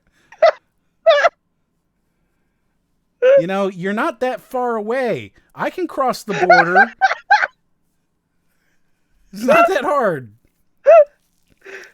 Yes, not right now. This game is not very good. I can't beat it. I've tried many times. to play this game so that I could have something to say about it. And every single time I get about 2.5 hours in before I go, oh God, I'm done. And I just can't do it. I can't do it. The part where you have to be on a little RC car and you're small is just so drainingly, boringly bad that it makes you not want to continue the game. Every time you're like in this game, it's just you know that feeling, okay, where you open up like an Assassin's Creed game and you instantly get fatigued? Oh yeah. Oh yeah. Like, okay. instantly. Whoa. Okay. That specific feeling is so relatable. Yes. Yes. Like that's the feeling of Duke Nukem forever. Interesting. Gotcha. Because yeah, I turned on AC Brotherhood immediately after beating AC2. By which I mean immediately after watching the final cutscene for AC2 because I wasn't going to do the Triforce hunt. But as soon as I turned on Brotherhood, I was like, I don't want to play this game. Mm-hmm. I just don't want to. And I never have. I've never gone back. Yeah. I actually recently went back and I don't know how I managed to do it, but I just like went through. I think I beat like the full trilogy. I don't know if I finished Revelations or I just stopped playing though. I actually can't remember if I just stopped playing or beat it. I've done 1, 2, 4, and Unity, and 4 is by like Black Flag is by far my favorite. Like it's not even close. Yeah, I did all of them except for like after 4. So like I was all with it to the earlier ones. And I think like 3 is the only one I wouldn't want to like play again. I don't think I could play any of them ever again, to be honest. I could do 4 again, just because there hasn't been like a good pirate game like that in a long time, and like that's Sea the last of Thieves, one I can man. But I'm just like I'm not big on like the first person. I mean, first person is just like a medium to in which to do that kind of game. But like I don't know, like as AC4 taps into like some Sly 3 Dimitri episode shit like, in my psyche, where it just really it's just perfect. Like it's so good. What's the Pirates game Ubisoft's supposed to be coming? Skull and Bones? Is that I think that's vaporware at this point. Apparently, it comes out this month. Wait, what? That's what it says. It says it's the releasing March 2021. No way. Okay, Skull. That can't be right. That cannot. That's got to be outdated. Like there's. Yeah, this is saying it's set to release sometime after March 2021. Let's see if there's Skull and Bones Twitter. So maybe that's just like past Q. Yeah, so they set a date when. Oh my goodness. Okay, so the last 2 tweets, all right, from the official Skull and Bones game. One comes out September 10th, 2020, and it says an update on Skull and Bones. Okay, before that, May 15th, 2019. So they went a year and a half without tweeting about this game at all. And then when they did tweet about it, it was to send out this thing, right, where it's saying we're having delays in the game. Well, I mean, yeah. I'm genuinely surprised to even hear it still exists at all. Like we're currently working on plans to present Skull and Bones in the future. It will be worth the wait. We've postponed our launch because we needed more time. We've dreamt something bigger, and these ambitions come with bigger challenges. This necessitates delays for our game. How do we modernize the classic pirate fantasy is the question. You know, here are I'm going to give you the 3 questions that they ask. Okay? Critical questions needed to be addressed. How do we modernize the classic pirate fantasy? How do we ensure a more immersive and visceral experience? And how do we create cool and memorable moments in-game? Do you know where I sit on all 3 of these questions? Where you sit? Mm-hmm. Where I personally sit on all 3 of these questions. I sit in the boat that these 3 questions should have been asked before you even announced this fucking game. Well, I think what happened, at least what the vibe I'm getting from like what you're saying is in this update, is when they showed that game off, I love Assassin's Creed 4. I love the ship combat in Assassin's Creed 4. When they showed off gameplay of Skull and Bones, I was like, this game's gonna suck ass. Like it looked like they took the ship combat from AC4 and they were like, what can we do to make this the most monotonous online health bar heavy, like Destiny, just like bullet spongy. I was like, don't do that. You had good ship combat in AC4. Just ape Sly 3 again. You aped Sly 3 last time and it worked. And it was just like, so now hearing this like they want to make it bigger, I'm like, okay, maybe it won't just be like some one-off multiplayer game that they try to make into like a game. Maybe it'll actually be like a game that I want to play and has a story and it's world. It's going to I be a Ubisoft game. Experience. I'd like to remind you. So no. Well, I don't think that Ubisoft is necessarily a bad developer. What was the last game that Ubisoft made that wasn't in the genre of Ubisoft? And when I say that, I mean the game that has a map with 50,000 icons on it that you go to and do a thing in a big open world. What was the last Ubisoft game that wasn't still that same game? Well, I mean, it's like, you know, because they have... No, I'm asking you. I know. That's what Mr. Robin Hood. I'm asking for a yes or no question. I'm trying to figure that out. Like I'm trying to brainstorm, figure out what that game was in my head. Mr. Robin Hood CEO, what was the last game Ubisoft made that wasn't the Ubisoft genre? Was it Siege? No, For Honor. Let's see. I think For Honor could count. Sure. Yeah. Let's see. List of Ubisoft. And like, before that might be Siege. And like I went through that would be what? So I played the original Watch Dogs, and like you play through the campaign, and it's like that was a fun game. And then, there's inevitably the part where you're sitting around and you're looking at the side missions, and it's just like no desire to spend more time in the world, no connection to anything, because you like it's so obvious. You know, you do one side mission, and then it's like, yep, now this same mission is available like 10 different places across the map. You have to do this exact same mission 10 times, and it's like it's literally the exact same mission that it's just you're doing multiple times for extra content. You know, that kind of level where it's like there's still a good game in here. I think that they can very much make a good experience in there, but inevitably the world is bogged down by the fact that the world is going to have repetitive things instead of immersive things. Does Breath of the Wild count as Ubisoft? No. Not the game itself, but the style of game. You're thinking about Gods and Monsters. Yes. The thing is, though, right, that even though that is visually and similar or different from it's still very much the same sort of game. They just like slapped a different picture on top of it. Well, no, so no, very specifically, like the game, like if you play it as it presents itself at default, because by default it has like basically all of the accessibility options on, which okay, fine, that's fine. But if you go in and then you turn off like all of the if you could turn the Ubisoft off in the game essentially, I don't know if you can make it Breath of the Wild. Can you feel at the moment the look that I'm giving you? Okay, like can you feel it? I don't know that I can. I think you can. I think you know exactly what it is. It's that kid, okay? It's this kid. This is the look I'm currently giving you. Okay? Like I'm gonna pull this up for people who are not you. But this is the look that I am currently giving my screen. Okay? Like it is that look.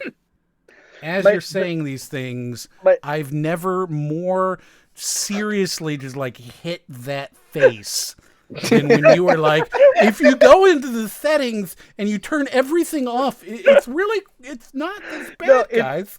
It's what I'm saying is you can play the game like Breath of the Wild and get a Breath of the Wild-esque experience rather than a Ubisoft-esque experience because the game feels designed around not having all of those icons. Did you know, I don't know if you knew this, but if you mod Skyrim, you can put Thomas the Tank Engine in it, and then it's really more of a train game than anything else.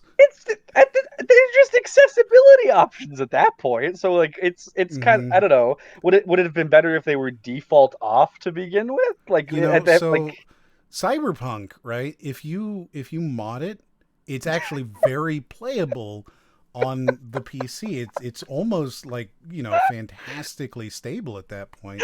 You just have to turn off a bunch of things. Runs surprisingly well. It runs really well if you just change the game. In the game, and like, if you were to really think about it, right?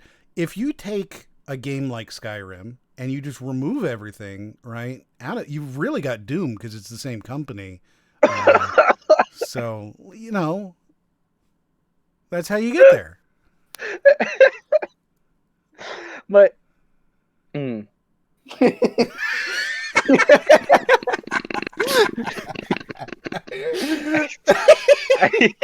All right. Anyway, the real answer is Roller Champions from Ubisoft Montreal. Good. When was that? 2021. That was bullshit. This year. I've never heard of that. It's not a real thing. The point is that, of course, 100%, of course, their pirate game will be a Ubisoft genred game. Regardless of how many accessibility options you choose to turn off or what mods you install. Yeah, I mean, I'm sure it will. What I thought it was going to be originally was like a multiplayer game, like an Overwatch kind of thing, like a Siege, like just like something. Oh my god, that would be terrible. Yeah, I know. That's why I was like, I'm not excited for this game at all. No, that would be really bad. How much I love pirate stuff. That's probably what it's going to be. Now that you mention it. That's what I thought it was, and that now I'm thinking like maybe they like. No, as soon as you say it, it's like, no, that's the worst possible outcome. So of course it's the real one. I'm still wondering where Rainbow Six Quarantine is because that game had an unfortunate name. Well, they said that they're changing the name. They announced it recently that they're changing the name. And I can't remember what they're changing the name to, but it was something stupid. Parasite. Rainbow Six Parasite. It is now Rainbow Six Parasite. And they are doing a technical test as we speak, which means that we're probably a month or two away from a closed beta, maybe an open beta. I played so the game originated as a co-op event in Siege like years ago, and I played that game mode. It was okay. I mean, I'm sure it'll be better when it's like a dedicated game and not just using the Siege ops as they are. So yeah. Duke Nukem Forever cranked that formula up to 11, leaving even some of the most hardcore fans uncomfortable. Ooh, melts in my mouth and in my pants. You can dip in my fruit salad anytime, hot pants. They're the ones doing this angle. Yeah, they were the ones doing that. Yeah, I gotta be honest. I think I'd rather play the South Park game with my mom. Like, you think this would make your mom less comfortable? Well, it's because like this, just the way the voice acting is and everything. I think it's just like overtly supposed to be like sexual. Balls of steel. Yeah, like I think like that would make her more comfortable. Balls of steel. Whereas South Park, she would just give me this look of like, what did I do to deserve this? Yes. Yeah, I mean there is a difference between like sex or like that as like a comedy and then just like gratuitous, like kind of unnecessary. Like one you can explain. It's like it's a bad joke. They're trying to be funny, and then the other one's just kind of like I got nothing. Like I don't really have a problem with people who enjoy it. Like if you enjoy it. I don't have a problem with people who enjoy it. I'm just saying for a parent, we're talking about. Okay. I thought you were being like, well, I'm not really a big fan of this kind of humor, so therefore it shouldn't exist. And I was about to be like, okay, Twitter, so. Well, I feel that about Borderlands 2 humor, but that's a personal issue. That's a personal vendetta against Anthony Birch, so it's fine. Oh, okay. Yeah. All right. Yeah. I'm pretty sure I called him out pretty hardcore in my video too. Oh, did you? I don't know much about the guy. I just know that I don't like the writing in Borderlands 2, and he was the head writer. How do you feel about the fact that Borderlands is stolen? It's been a very long time since I've thought of the details around that. So Well, I have this fantastic video. It's about 40 minutes long. I've watched it. That's the thing. Like I have watched that video. You should I watch just it again sometime, everything. so that you can refresh, and we can have a intelligent discussion about this at some point. Intelligent discussion. What do you have me on here for? Well, not that currently. Yeah, certainly. Balls of steel.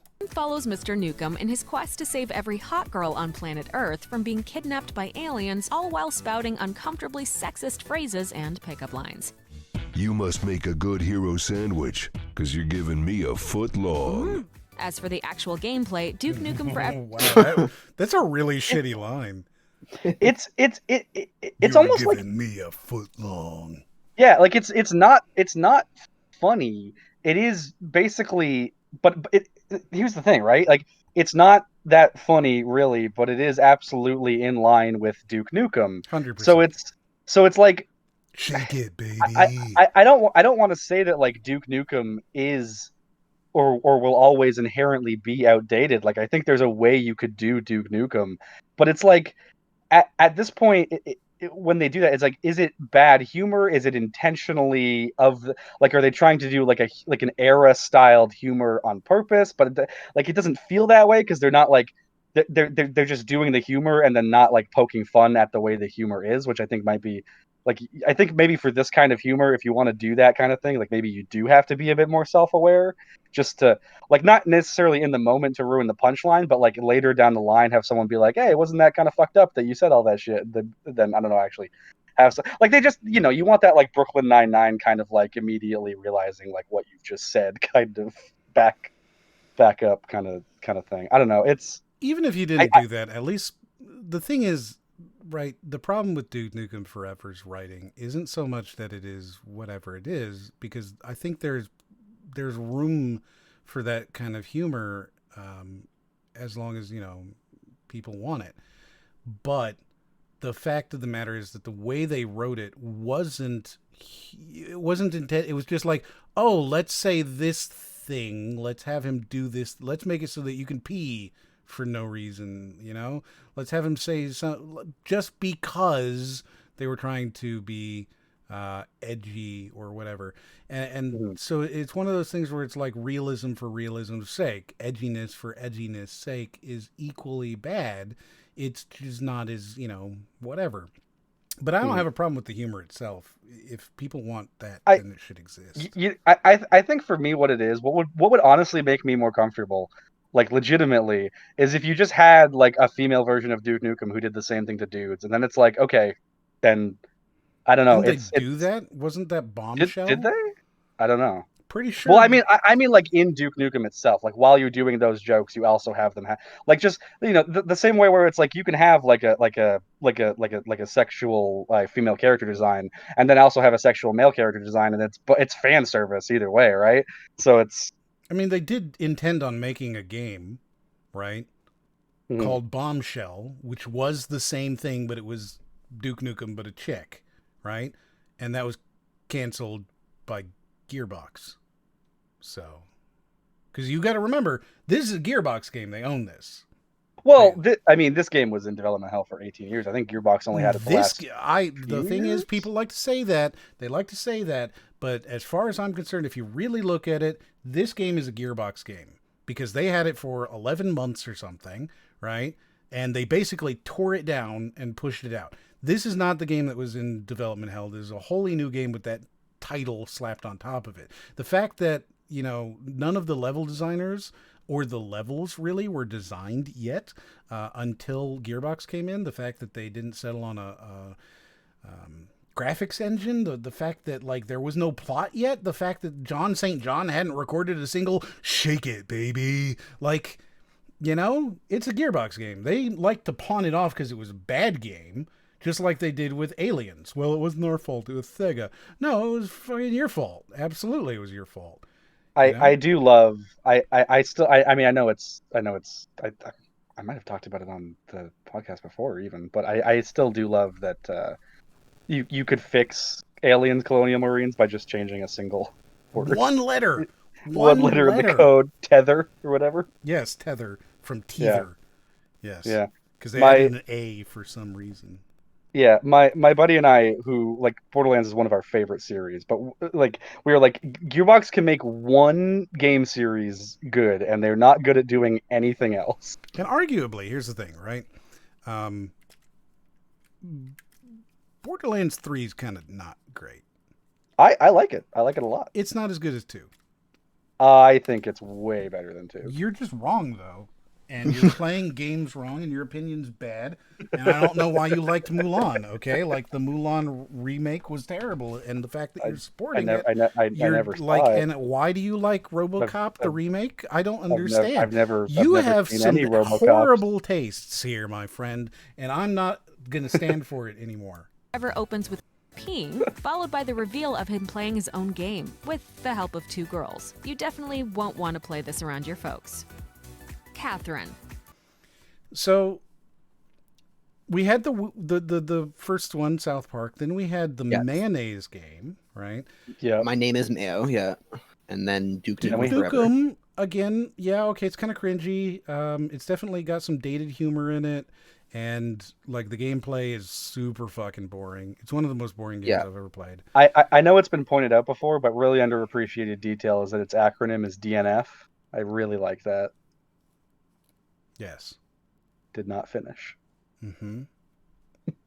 I don't know. It's so poetic.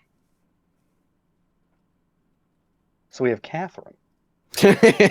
So we have Catherine. I'm starting to really enjoy these like long pauses with Brody because he just can't take them. I can't. I absolutely cannot. He can't take it. The longer you give him, hard, the more man. he starts to freak out. The word. Well, it's the same as like when you're just sending me random images over Discord. It's like, what am I doing? What am I supposed to do right now? How do I figure out this puzzle? Catherine, like this is kind of how I feel like when I'm on the podcast. Like it's like you're on we're 3 people on a stage and everybody's looking at one of us. And like if I finish talking and nobody else starts talking, but I just imagine everybody's still just staring at me. No, absolutely, absolutely. You know, that's really funny. That's super funny. I just take solace in the fact that I'm not the host, and it's not my responsibility to keep it. I mean, you've been talking. on here. Really, if there's a long silence, it's M's fault. So I'm not just like it's not just me. Bryden is the co-host. I'm also a co-host. Yeah, exactly. I'm also here. You might not have noticed, but I've been here actually. To be fair, like, you've been on here like 3 times now, 4 times. You were on the first one. You're practically a co-host at this point. So really, this is your own fault. Oh no. Catherine. Okay, so Catherine is kind of an interesting game. I know Bolt loves this game to death.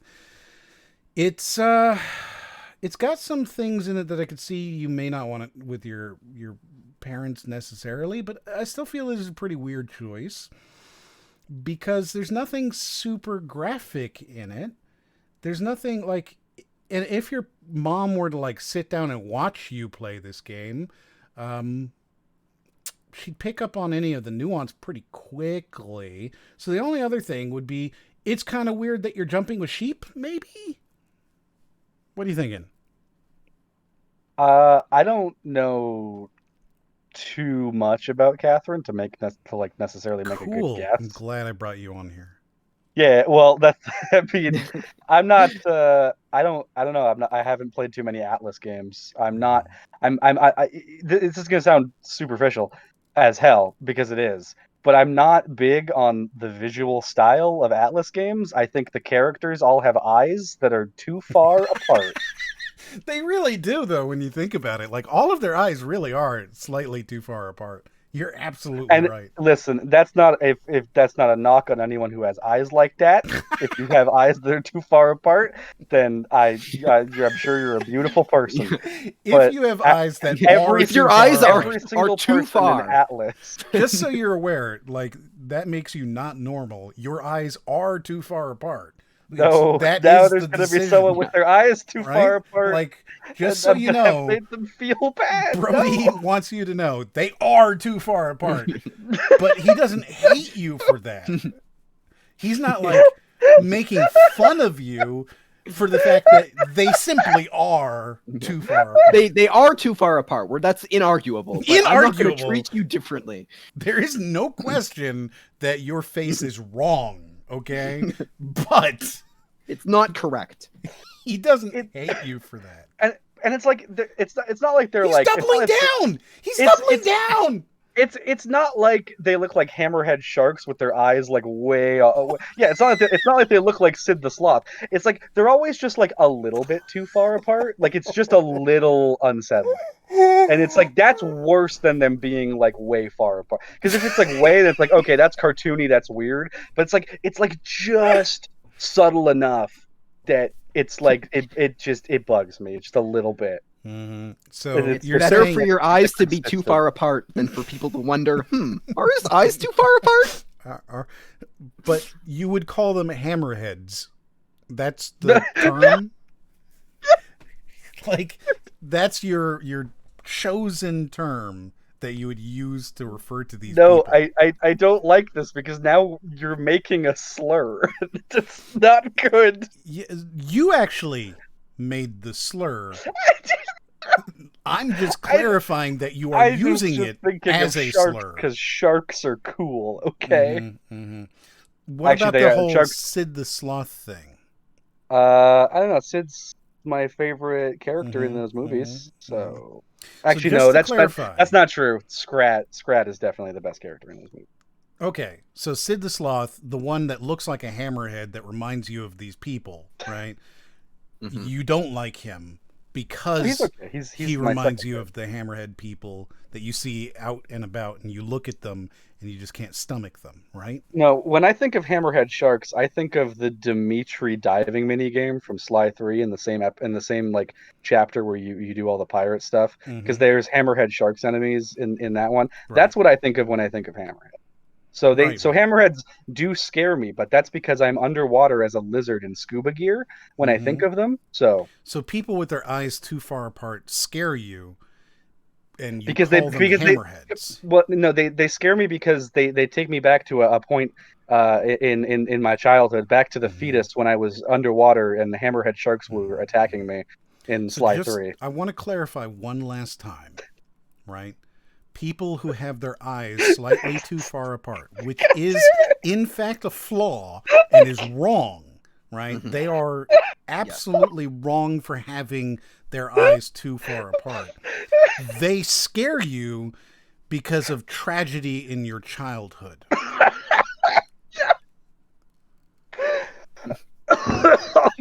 He fears them, but he doesn't hate them. Right? It's not hate. He just is disgusted by them.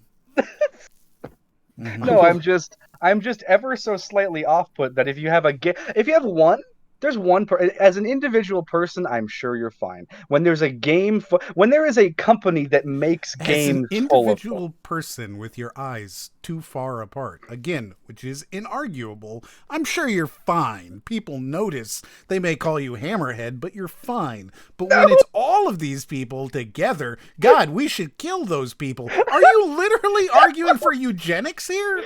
No. I'm Wow. just saying that the people in Catherine seem like You really want them nice removed people. from the earth, I'm sure. right? I'm sure that this story about the dude who cheats on all of his girlfriends is a very wholesome story where all of the people are great people, have great personalities. I'm just saying You want they them all removed. I'm just saying they all look a little weird. And I don't play Atlas. I tried Persona 5. I really did, and I wasn't able to. It's okay. We understand where you're coming from now. We understand what you're advocating for. You've made it very clear. To not to play devil's advocate, but to give devil's advocate here, I suppose. I had a similar conversation with my one friend who likes to draw, and he draws characters with sort of like smaller eyes that are kind of far apart. And I just mentioned to him, I don't know, like I mentioned a similar thing to him, and he was just like, okay, so you just don't like characters that are hot. And I'm like, hey, if that's your bag, man, that's your bag. So there are people out there. Don't worry if your eyes are slightly too far apart. Don't worry. Which there is are again people out there to love inarguable. you. There is a perfect width, and your eyes are too far apart. You should know this. I really like that I'm not defining what that perfect width is, though. Yeah, because if I got out a ruler, would there be a width that is too far, or is it proportional to head size? I'm gonna say no, because I think that like I want anyone to believe like that their eyes could be not too far apart. But I want that wrong on the well, inside. I want them to be able to believe. I think that's a comforting notion. So there is a cutoff. You know what it is, but you're not going to let these people know so that they can't ever be fully satisfied with themselves. They always have to wonder if they fit into the cutoff or not. Yes, exactly. You'll never quite know if RACROX approves of your eye width, but that's just something you're going to have to live with. Excellent. All right. Very good. The box alone for Catherine is enough to make parents wonder what you're up to. You play as a man engaged to a nice girl named Catherine with a K, while you're also being seduced by a wild woman named Catherine with a C. Catherine with a C turns out to be a nightmare succubus set on sending unfaithful men to the underworld. You'll need to climb your way out of hell, after which you'll be able to choose between the two Catherines, but you No, I'm not going to say. Could also choose to become a space traveler instead, or overthrow the ruler of the underworld and rule it with the demon Catherine at your side. Catherine is not nearly as sexual as the box art makes it seem. In fact, it's more of a horror game than anything. But good luck trying to explain to your parents that they shouldn't judge a game by its pornographic cover.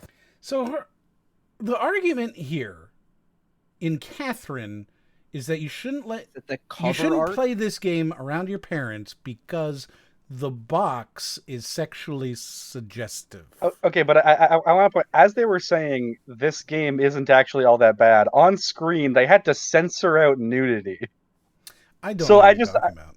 Why would that be bad? Do you have a problem with nudity? Are you against nudity? I just think it's funny that they said that as they have that on.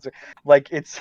What's your problem with nudity? Do you not like the human form? No, I love nudity. Hey, give me nudity. I'll take nudity. But I'm just the juxtaposition, the narrative, concerningly too positive about nudity. Listen, sometimes nudity just makes you bust a nut. Oh my god! Potato thriller. That one hurt me. That one hurt me. But there's nothing. I feel like I was on your side to just annoy M, but then like that one, so I realized I made a mistake. Like I gave. All right. Yes. I gave you too much power. You took it too far. Now, potato thriller. You can't play this in front of your parents. Remember that. That's the rule. Particularly about them. Until now. Potato Thriller is a horror game about a serial killer called the Potato Man, who is literally a potato. Look at me. I am the Potato Man. Is this... What? Wait, what the fuck? What? Well, was that from the game? Was that like a... I mean, I don't see a courtesy to or anything, so either they just straight ripped somebody else's video or it's from the game.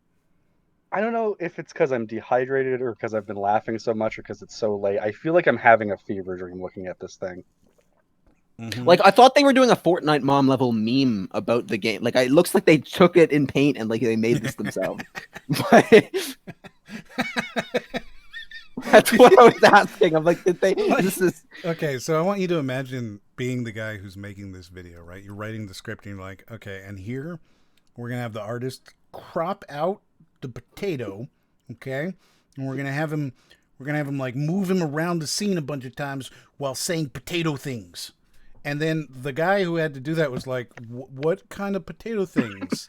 Like, oh, I'm a potato. And then listen to what they actually did. Man, who is literally a potato. Look at me, I am the Potato Man. Like, can't you just see how that could come about? With like, I don't know, like, look at me, I'm a potato man. And the guy actually did that. Like, is he trying to do like, what the hell is his name? I can't. The voice actor, in Rick and Morty. Oh, Mr. Meeseeks, look at me! I'm Mr. Meeseeks. Well, no, I'm blanking. Don't give him the name. No. The show was made by Dan Harmon, Justin Roiland. Yes. God okay. damn it! I was hoping you wouldn't get it. It looks like he's trying to do the Justin Roiland like improv, like, haha, look at me, I'm Mr. Potato Man, hee hee, over here, like that kind of like stream of consciousness. He just made him slightly French. Yeah. And of course, the French are always offensive. Like just by natural, right? As someone from Ontario, I can say that about people from Quebec, but that's my limit of Aren't how much you I can both from French. Ontario? Aren't you both up there? Yeah. It's a small world, eh? So you guys like, do you hang out? Yeah, man. Weekends all the time, totally. What? I would. Yeah. I was gonna make a joke that my eyes are too far apart. Then he won't hang out with me. But you already ruined it. So yeah. No, you're right. That's. What is I mean, there look to do up I mean, there? I What do mean, people do? Look at the common riding. Like you have the eye on the entire other side of the face is the other eye. Like. Yeah, it's like, kind of weird. In his profile picture, you can only see one eye. That's how far the other eye is away from that eye. Well, maybe you guys should like hang out sometime. You can get like a pizza. You can't get much of anything right now. Sure, you guys could buy a pizza. We could buy a pizza. You're right. Which one of you is more willing to drive? Well, I cannot legally do that. Wow. Never mind. So which one of you two is more willing to get onto a bus filled with smelly strangers? Right now? In the middle of a pandemic, yes. Yeah, I would wager. I mean, I could just drive. Definitely, for sure. There you go. Yeah. So, see, Raiden can come and visit you, right? Yeah. And you guys can hang out and eat a pizza. Yeah. And then he can go home. Yeah, we can go to the aquarium and make fun of the fish if you want. When it opens up, we can look at the hammerhead sharks. Ripley's aquarium. I mean, listen. Yeah. Want to go to Ripley's? When it opens up, you want to go to fucking Niagara Marine Land? Let's fucking do that shit, man. Wait. Is Marine Land even still a thing? I don't know. I think it might be. I think they had to get rid of like all their whales though. Okay, you guys are making it way too Canadian. I am going to deep fry all of the foods that you love, like chicken nuggets and French fries. His victims include anthropomorphic hot. That can't be part of the game, right? Like that's what I honestly don't know. Like, is that the game? Part of the game, or is this the skit there? No, this is the game. Yeah, this is the game. That can't have been part of the game. Oh, it's crazy. Is this like an itch.io game or like? Dude, I don't even know. I don't understand why they're calling this game out. Dogs, dancing lemons, and the devil. It's basically Resident Evil on shrooms.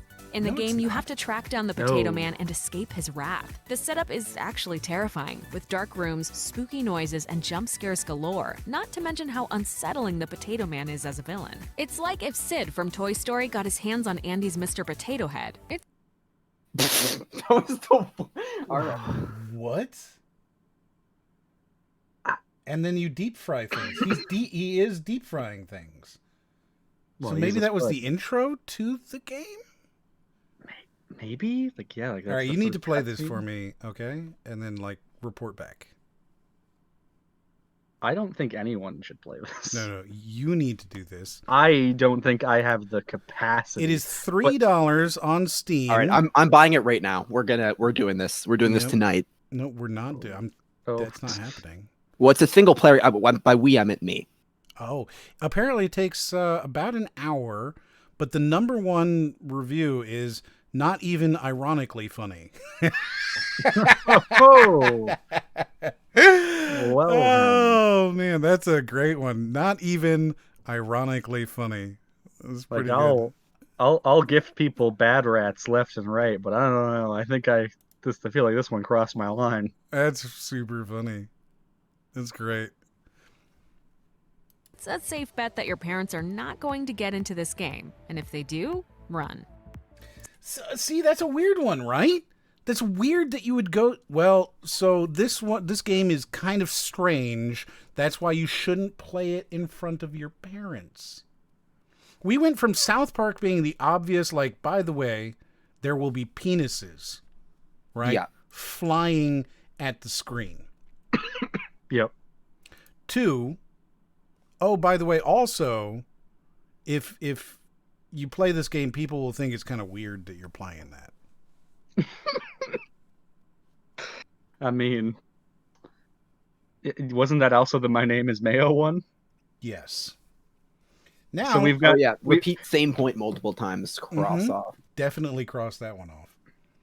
Yeah. Now we've got our final one. This is the final one in the video. Soda Drinker Pro. Now, you've seen where they've gone with these. Where do you think they're going to go with this one?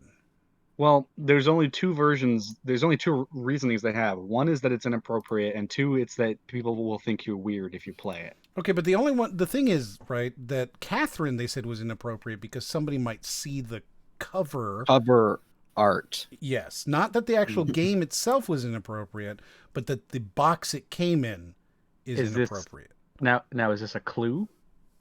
No. Like, yeah, it's top 5 games to flip the game case over if you play with other people around. So, what do you think?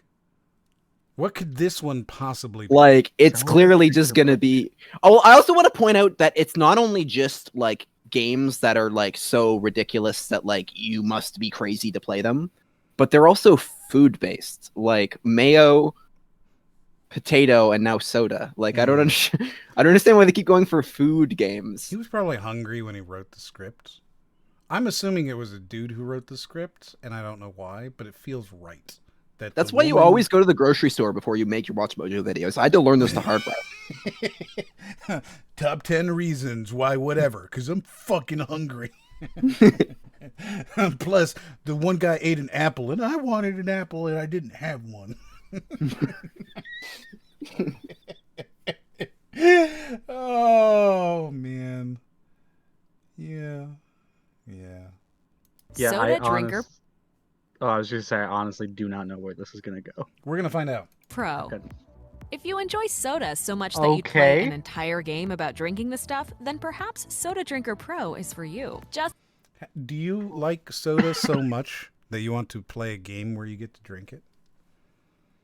I mean, maybe if I actually got to drink it, but I have a feeling that it's just virtual soda. You don't think they would do that?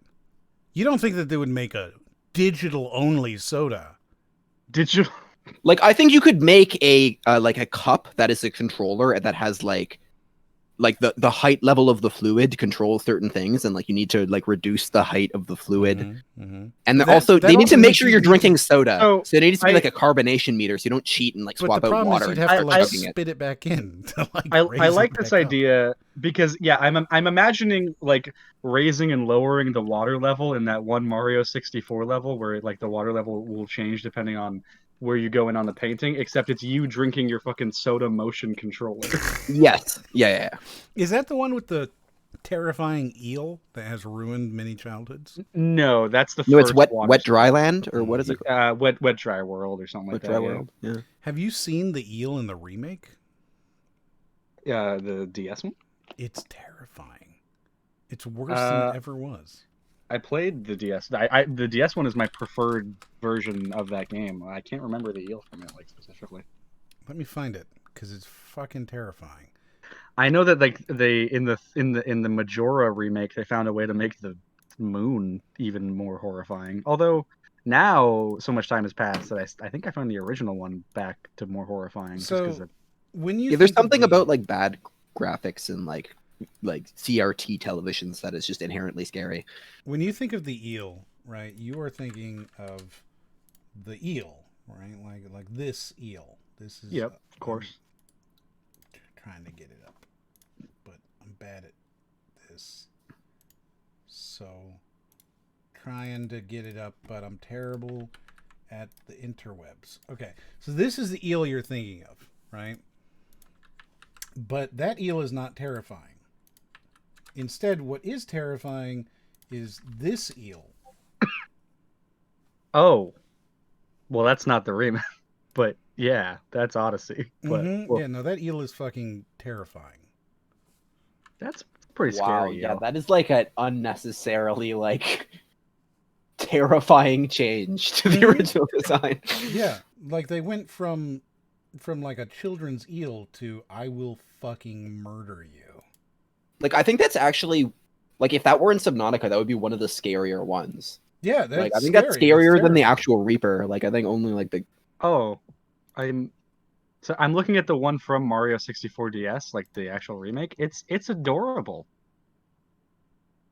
Yeah. that guy. See, they went from that to like terrifying. So, what's this from?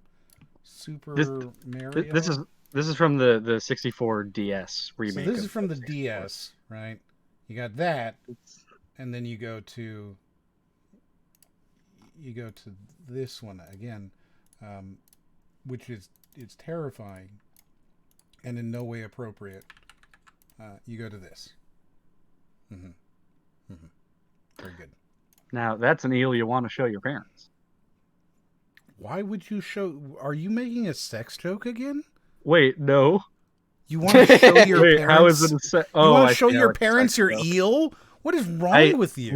Legitimately, I was like, wait, how is that a sex joke? And then it took me a second. Wow, man. I was so funny. I like just hearing the panic and you wait, no. I was like, wait, that's how? not what I meant. How? What? Where have I left unguarded? Let's do everyone a favor and keep that to yourself. In Soda Drinker Pro, you drink soda. That's it.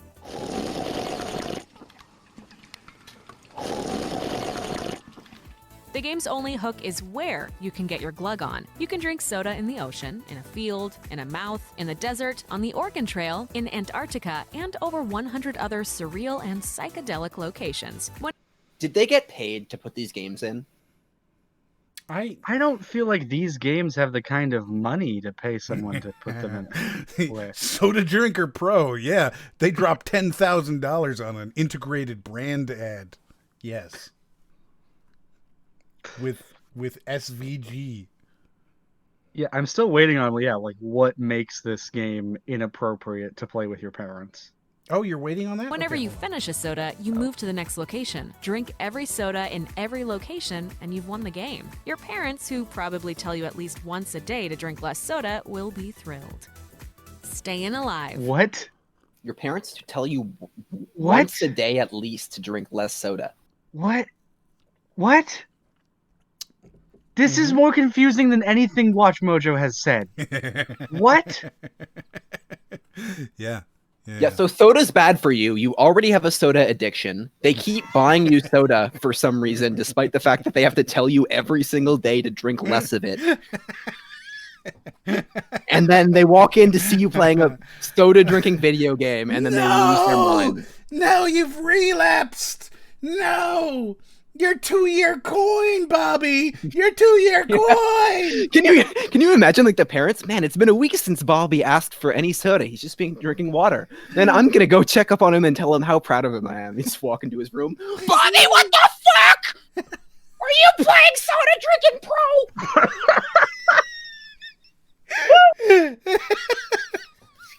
Yeah, guys. Sorry, I can't come out tonight. I'm grounded. My mom caught me playing Soda Drinker Pro. Oh, man. I can't believe you played that while she was still awake, man. I can't believe you played that game in front of your parents, man. Rookie mistake. Oh, my God. Oh, fuck. Fortunately, Staying Alive is not a delightful romp through the disco clubs of New York City. Instead, it's a game where you can either play as old people who want to end their own lives. What happened? Wait, you can. Hold, I just heard you can play as old people who want to end their own lives. Mm-hmm. Yes. And that was it. That was all I heard. Yeah. Here. We'll play it again. This is a game that's recent that got a little bit of coverage, but not very much. Unfortunately, Staying Alive is not a delightful romp through the disco clubs of New York City. Instead, it's a game where you can either play as old people who want to end their own lives, or their nurses who want them to live. If you play as the dust... Mm-hmm. So it's like that I'm Your Daddy game. Yeah, this sounds just like a ripoff of the baby one. Mm-hmm. Well, I mean, that's I guess that's interesting. It's a different premise, kind of. Did I I think just they're all- totally make up that there was like 5 examples? I don't know why I thought that so strongly. I There's doubled apparently down on 6. it too. Like, what's it called? Staying Alive game? Is it free? It is $5. That is way too much for a meme joke. It's just like, how did they find me? How did they find you? Is that what you just said? These. How did they find these? me? How did they find these? They looked with their eyes. It's like With their perfectly spaced eyes. With their perfectly spaced eyes. I don't think they look with their perfectly spaced eyes if these are the games they came up with. Oh, are you saying that their eyes might be slightly too far apart? I think they might be. And that's disgusting and you want to end their lives? No, they're just not that great at picking out games. Nasty old folks, you wheel around collecting items you can fashion into lethal tools, scoring points for every fatality. Play as the nurses, and you race to craft cures for your patient's self-inflicted ailments, scoring points for every patient you safely wheel into the sedation unit. It's the most fatal game of tag ever. If you think you're... It's the most fatal game of tag ever. Ever. That man is just chilling on fire. Wouldn't. I mean, make this game about dogs and I'm on board. Oh my god. Your aging folks can handle old people happily self-immolating, go right ahead and play this in front of them. Thanks for watching. So the reason that you can't play that one is because old people might kill themselves in the game, and that's wrong. Yeah. Uh-huh. Like, why did they just put like GTA on there? Like, why didn't like game where people die? Never played one of those before. So there you go. There are the top 6 games that. Yeah, I was gonna say that felt like way more than 5, right? No, it was 6. Yeah, but it's the top 6 games that you can't play or shouldn't play in front of your parents. We had South Park, which sure. Then it was followed up by Food Game, then the cover of a game, a food game, another food game, a game about being old. Yeah. Also Duke Nukem. Well, yeah, and Duke Nukem, yeah. I did forget about that one, which... As everyone has. It's not... Wow, that's really... really funny that I was able to forget it that quickly. Oh, man. That's pretty funny. All right, so let's see what we got going on for today. Squirtle Squad gifted a tier 1 sub to Crypto Spook. Thank you very much for giving Crypto a sub. Aaron Animates resubscribed for 31 months. Ricardo Lewis is subscribed for 9 months. And Boney Tologne has resubscribed for 23 months. Super cool. Big King 3210, BMK Brawl, and Dex97 have all followed the channel. Thank you very much for that as well. Thanks, guys. Let's see. So we have a comment that says woot. Woot. Cheers to the man who wheezes. Did y'all see the Snyder Cut? Many tisms, but overall a meh experience.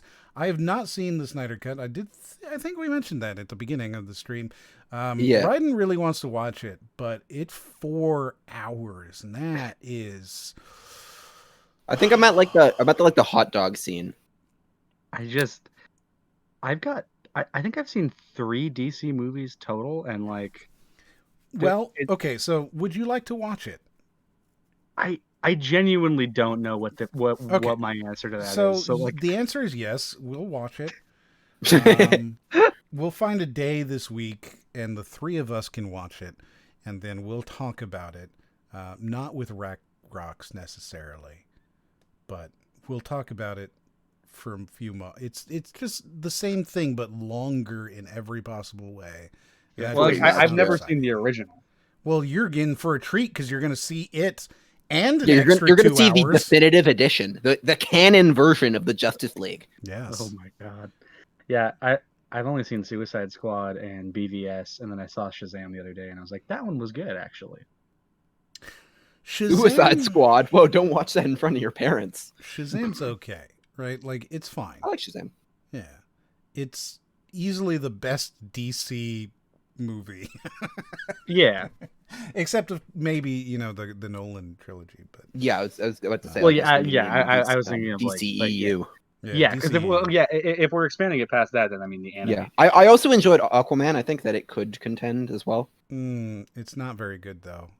Like, it's You really didn't think not. so? No, I think if you were to watch that again, you would go, "Oh yeah, it's just not as bad." It's got the Wonder I think Woman the syndrome. visuals really did it for me. I think like it's a boring movie, but in a really unique setting. So really like that boring. kind of, well, just I've seen things that I've never seen before and would never seen it, like probably like find a hard time to see in other movies. And like there's a lot of like a hair floating around and stuff that like obviously took a lot of work to get it to look that way, but when you're viewing it, doesn't make that much of a difference, you know.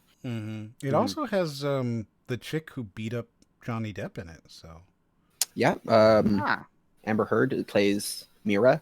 I like that you immediately knew that and remembered the name of the character and the actress. Are you a fan? Do you have Amber? Are you like a Heard stan? Yeah, I have all the Amber alerts turned on, so I always make sure to. All right, that was funny. I suggest masses for the name of the podcast. I suggest masses, M and the asses he streams with.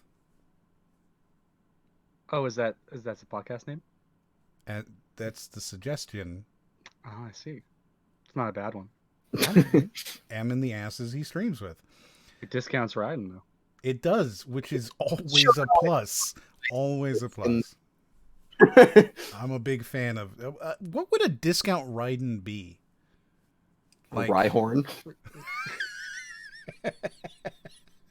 We need to find a guy named Rhyhorn and bring him on here. That's good. M is a giant. That's why he needs a noble chair for the giant that he is. I'm not that big. I just, I find that chairs meant for bigger people are more comfortable than chairs meant for tiny people. And anybody under 6'2" is tiny. M, please say sumomo mo momo momo mo momo sumomo mo momo mo momo no uchi. AKA a Japanese plum is a peach. A peach is also a peach. Both Japanese plums and peaches are kind of a peach. I like plums. I think this is a buffalo. Sounds like it. Yes. Or the what is it? Swedish cocoa.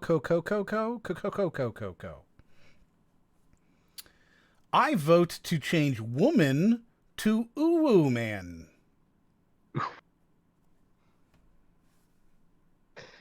No. I mean that'd solve a lot of issues. Yes. No more women? Is that what you're saying? You want to get rid of all the women and that would solve the issue? We need to turn everyone into uwu man. Uwu ma'am. Well, I mean, if that's what you want to call it. Glorified empath. Yes, Life is Strange. Remember that? Remember when we looked at Life is Strange? Oh, yeah. Yeah, glorified empath. Yes, I forgot about that. Now that it's been a few hours and I'm thinking back on it, it kind of feels meh to me, actually. I think distance was bad for that game instantly in my head. Distance? Yeah, because now that it's been a few hours, right, I look back at the Life is Strange True Colors trailer, and I feel way more neutral than positive, whereas I felt reasonably positive when we watched it. I was always kind of medium positive, since I've seen the trailer, and I'm still there. Secretly, the new Life is Strange is going in the direction of we all have our own superpowers. We're all special in our own ways. Yeah. I feel special. Why am so sobby? Why am so sobby? Why am? Why? What's going on, dude? You okay? Sobby. You all right? You hang in there? No, I didn't realize I was. The final name will be Hitman, Sniper, Assassin, Secret Agent, Undercover, the game for killers. That's a good name. That's a great name. What would that like acronym out to? Hussa! Sow to get. I mean, that's almost the name of an isekai light novel. Oh, why is my profile crying? I just selected this one. Oh, I thought you were melting. No. It's crying. Oh, okay. Yeah, I just literally just selected this one for no reason whatsoever. Does chat turn you on sometimes, though? Right. That sounds like a question for you. Directed towards me. I mean, sometimes, you guys. Oh, so sometimes you're sitting there and you're physically aroused. You're looking at chat and you're like, picture the wink from the Life is Strange trailer. That's what I'm doing right now. I see. The wink from the Life is Strange trailer. And Brody, how about you? Does chat turn you on? Are you physically aroused right now? I have no strong feelings towards chat one way or the other. So you're ambivalent. Chat and I are just friends. I'm chat agnostic. I see. You're like, a chat? Interesting. You don't know if chat exists one way or the other? Well, it's just like I have no way of telling how anyone in the chat how far apart their eyes are. So it's like I don't know what judgment call to make. Mm-hmm. Right. It's very shallow of you, but it's also about what I expected. So love you guys. Thank you very much. Of course it's shallow. His eyes are so close together. He has no depth perception. Once again, love you guys. That's that's aimed at more than just one person. I can't be the only one saying thank you. I'm not good at receiving love and compliments. Just say thank you. Oh, hey, thanks. Thank you very much. You just go, oh, hey, thanks. That's it. You just have to like say the words. You can't be silent. You can't just stare. I love you. You can't just stare at them in silence. I thought there was a chance you were asking me out last night. Do you really think that I have comprehension skills when it comes to compliments? You just say thanks. Hey, thanks. That's how you deal with it. When somebody hits on you, right, and you're just like, I don't have any interest in this particular person, you just go, hey, thanks. And I hope you heard that's the finger guns. Thanks. Oh, I see. Okay. Now that I know that it's finger guns, it's all clear. Just one, not two. Never two. Two is too much, right? You just go, thanks. Two are wait. Yeah, I agree. Two's too many. I'm not a finger gun person, Rico. It's just when I'm saying, hey, thanks to somebody, saying something to me, and I'm not interested in reciprocating. It's, hey, thanks. What I don't like is how much Erin has my number, because she's calling me this tsundere, which is absolutely correct. And I hate it. I hate it so much that it's correct. Mm-hmm. I don't know what you just said, but I don't know what a thunder is, so we're going to be okay with that. I think it's an Imagine Dragons song. Is it? Apparently you want to be pegged? Is that what you said? Well, I mean, with the right person, anything's possible. Wow, bro. Have you ever considered that content creators give viewers so much power over them that it can literally force 4 grown men to profess their love to me? Love ya. Wow. Raiden murders and kicks dogs. Yes. Is there a question? Nope. I think that's just a statement of fact. It is a statement of fact. Anything I can help you with? Raiden murders and kicks dogs. No one will eulogize Mr. Mojim Raiden because, or especially when he is messing up everything, while it is very simple to share a pic. Yes. Why did you make it so difficult to share a picture? Because I enjoy everyone's suffering. Mm-hmm. Yes. It fuels me. It fuels my bones. When you contradict yourself in the exact same sentence, how dense can you be? Well, I mean, I don't even remember that video. It was about Fortnite, right? Yeah. Yeah. So, like, he did it a couple times. Like, it was like the third or fourth time he like immediately contradicted himself that we added it in. So I don't even remember it like the worst case, but I remember the one where he went like.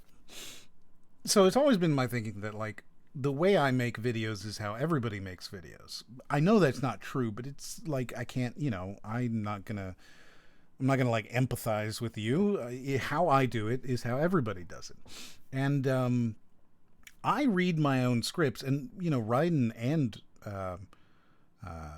Brody here both have worked with me on a video before.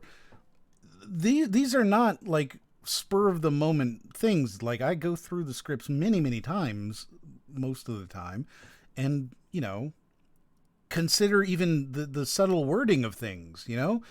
So for somebody else to just not pick up on their own mistakes in the same sentence, I don't get it.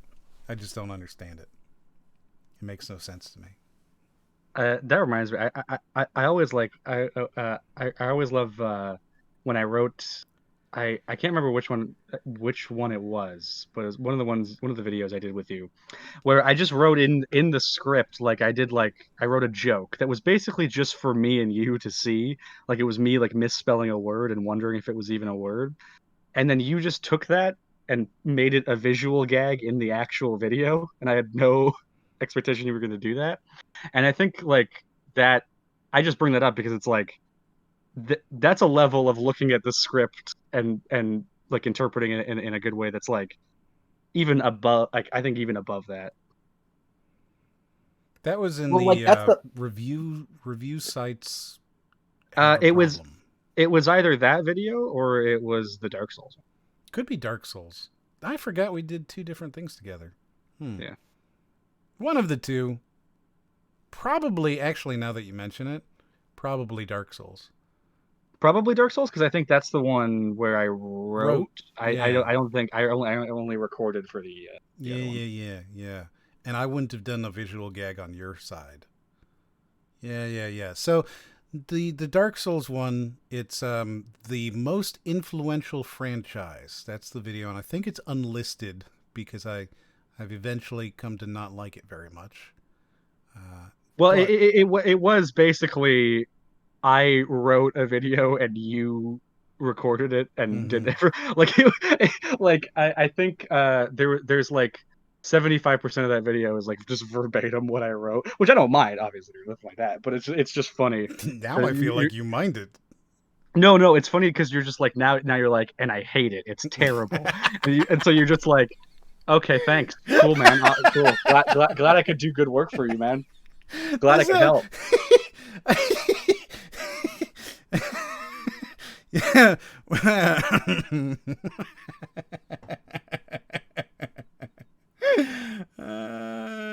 Yeah.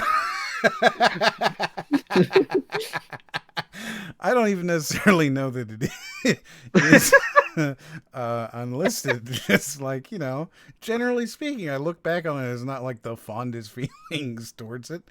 But I don't know. Maybe I'm wrong. Maybe it's got thousands of views. No, if I remember like the stuff I wrote for that, I think I was holding back a little because I wanted to.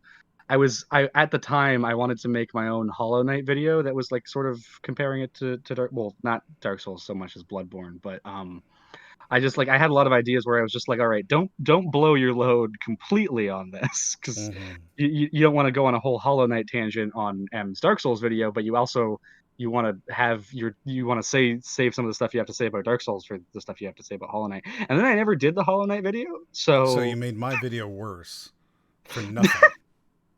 Well, it doesn't matter now; it's unlisted, right? I'm gonna go like start promoting it. I'm gonna go talk about it. I'm gonna be like, here, watch this video, this one, This specific one. The dude was saying a whole lot of words about Fortnite, but I didn't get one thing he said. Might as well just be quiet. Yeah, I mean, he was...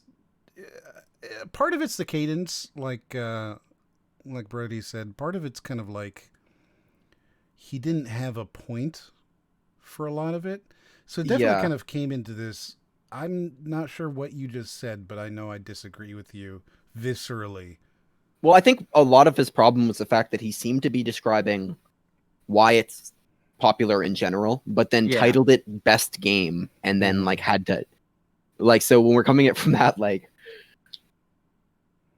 none of his points make well, it's like, but yeah, you know, from his perspective, he's like, all right, I'll put best game in there because that's that's what the SEO wants. Like, yeah. So Boney says Captain America, Falcon, and the Winter Soldier. And I don't know what he has to say about that. I didn't realize, by the way, that is actually a television show and not a movie.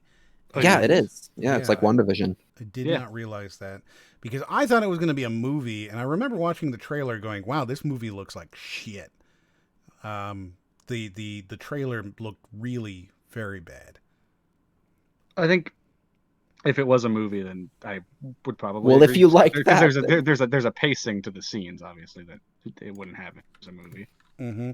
He is now spamming us to look at it, look at it, look at it. I'm gonna look at the images. He's a Disney plant. Oh my God! What did they do to him? Holy shit! No.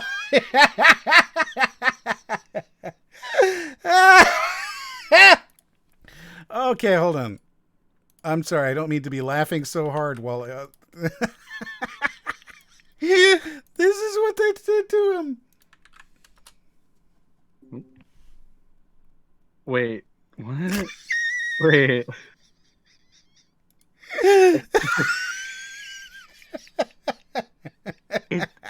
What's really weird for me is he looks like someone I know. That's...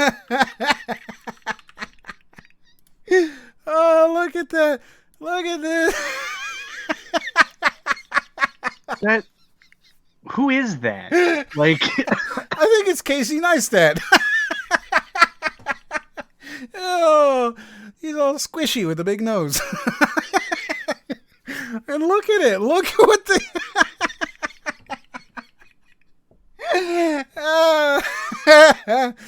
Oh man. Why does Captain America look like the grandpa from Up? Oh no! No, why did you say that?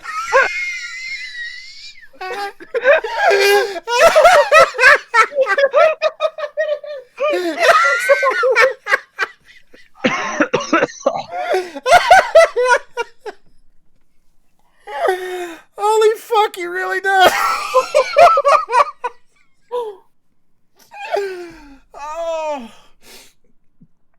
Oh my God.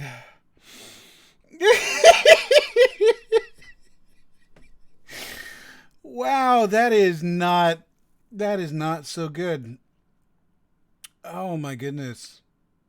So there's Captain America. Ooh, that's bad. So I don't understand what when you were told to Google this specific image, how did you know specifically this one? It's the first one. It's the first one. Yeah. Oh, it's fantastic. Yeah. Okay. There's a lot of scenes from him on the set that look ridiculous. Yeah. Whew. That's kind of... Also, what do you mean, how did I know? How could you not know? Look at this. Well, I wasn't... Look at this! Look at an image. Look at it, Brody! Look at this! Holy shit, dude. This is bad. This is really very... Wow. Okay. Like, from not seeing the show, I can only imagine that it's supposed to be like that's why it's not the main character. Like they got someone to play a bad version, and that's why the Falcon and Winter Soldier are going to be doing their thing. But I don't know. I hope it's not supposed to be good. I don't know, because like I don't know, Disney hasn't exactly earned a whole lot of respect from me for their original works on Disney Plus. I have not. I still have not watched any of The Mandalorian. I think the only Disney original I've seen is WandaVision, and I mean I liked that. Mm-hmm. Mandalorian's not good. It gets worse, which is interesting. Like at first, it felt very much sort of like John Carter, the Edgar Rice Burroughs stories, right? That kind of quintessential, very basic action story where the princess is always in the next castle kind of thing. Mm-hmm. But then they made it stupid. And that was kind of the moment that I stopped being willing to accept the John Carter bad writing, was when they made it stupid. Yeah. Apparently that is Kurt Russell's kid, Wyatt Russell. The Captain America? Mm-hmm. Oh. And looking at him, he's like a fat... Oh, he's like a fat Kurt Russell. I've seen this guy before. What has he been in? I've seen him in something. I'm going to show him to you people because otherwise you will hound me. Oh, yeah. Wasn't he in shit? Wasn't he was in a Black Mirror episode. He was in the Black Mirror episode where the guy goes to test the horror game and like it becomes too real or whatever and he fucking dies. Oh, and, yeah. The one where his mom calls in VR and he dies. Something like that, yes. yeah. So, yeah. There you he was go. also an overlord. He was in the, like, Nazi zombie World War II movie. That was surprisingly tolerable. I enjoyed it. Yeah. I really liked it. Yeah. It was enjoyable. It was entertaining, for sure. Yeah. Yeah. Okay, so there you go. Boy, Captain America. Ninja Cringe Fest on New Year's Eve was premium content. It was so good. It made me laugh so hard. I forgot that we talked about Ninja the streamer earlier, and so I literally had ninjas like when you said that in my head at first. Very good. Very good. So I was thinking of like a ninja block party. By the way, all right, and I'm going to read this verbatim. So by the way, would wreck you in Fortnite as I've played it in the past. I will ruin you simply because I can. I feel like these are two separated statements. Like, he will beat me in Fortnite, and he will ruin me because he can. Mm-hmm. I feel afraid. That is actually from a she. So she would wreck you in Fortnite as she has played it in the past. She will. But what if ruin I've you. played it in the past? Then doesn't matter. Oh, she will okay. ruin you simply because she can. Damn. I wish I could do that. Then I would. But I can't. So I won't. I've never played Fortnite in the past. You need to play. I've only ever played Fortnite in the present. You can't do that. You got to go into the past to play it. That's how it works. If you've played Fortnite, are you really a pirate who doesn't do anything? My dad let us play South Park because he didn't know it wasn't for kids until the movie came out, and we begged him to watch along, and he was very confused and finally realized that I'd been watching an adult cartoon for years. Well then. I meant watch instead of play up there. Fuck, I fucked it up. Yes, very good. I have sent you a thing to look at. This was the video that was sent by Aaron. That was great. Yes. Yeah, that made me laugh. Which I suppose I should have tagged you people in. But instead, I will just post it in here, and you can retweet it so that she can get the love and appreciation that you owe her. I will do that. The best way to say it is uwu times with your potty goer. What? Pardon me? The best way to say it is uwu times with your potty goer. Is this the women joke? Like, I don't know. But something about nutting. No, please don't say that. Well, it's right there. I mean, that's. So apparently, the best way to say that is to say uwu times with your potty goer. Hammer beds. Pronouncing it wrong.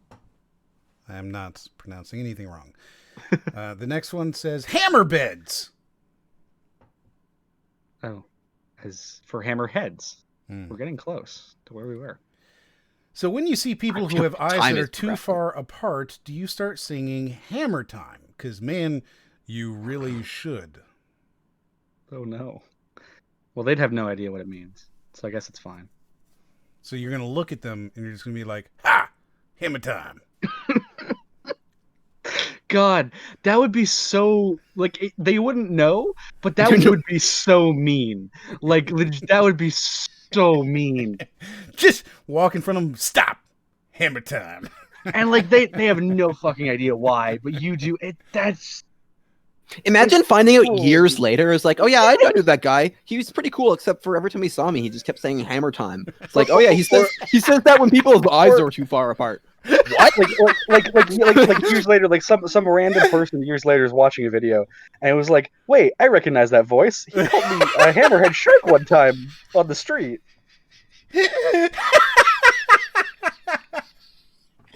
Oh, you need to start doing that, man. You need to just be like, stop, hammer time. Every time you see somebody who disgusts you with their freakishly far apart eyes. But it's like, I like hammerhead. I mean, they're not like my favorite shark. Sharks are pretty cool, but hammerhead sharks are like, they're like second or third probably. Mm-hmm. Speaking of sharks, I believe there's a shark emote. There's a shark emote that is locked behind. I don't think anybody has access to it yet.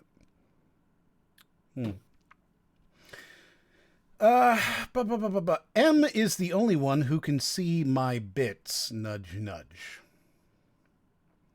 Well, thank you. I appreciate the offer. I bet RACROX has a link for Mr. Potato Man. Heh. What? I'll read it to you again.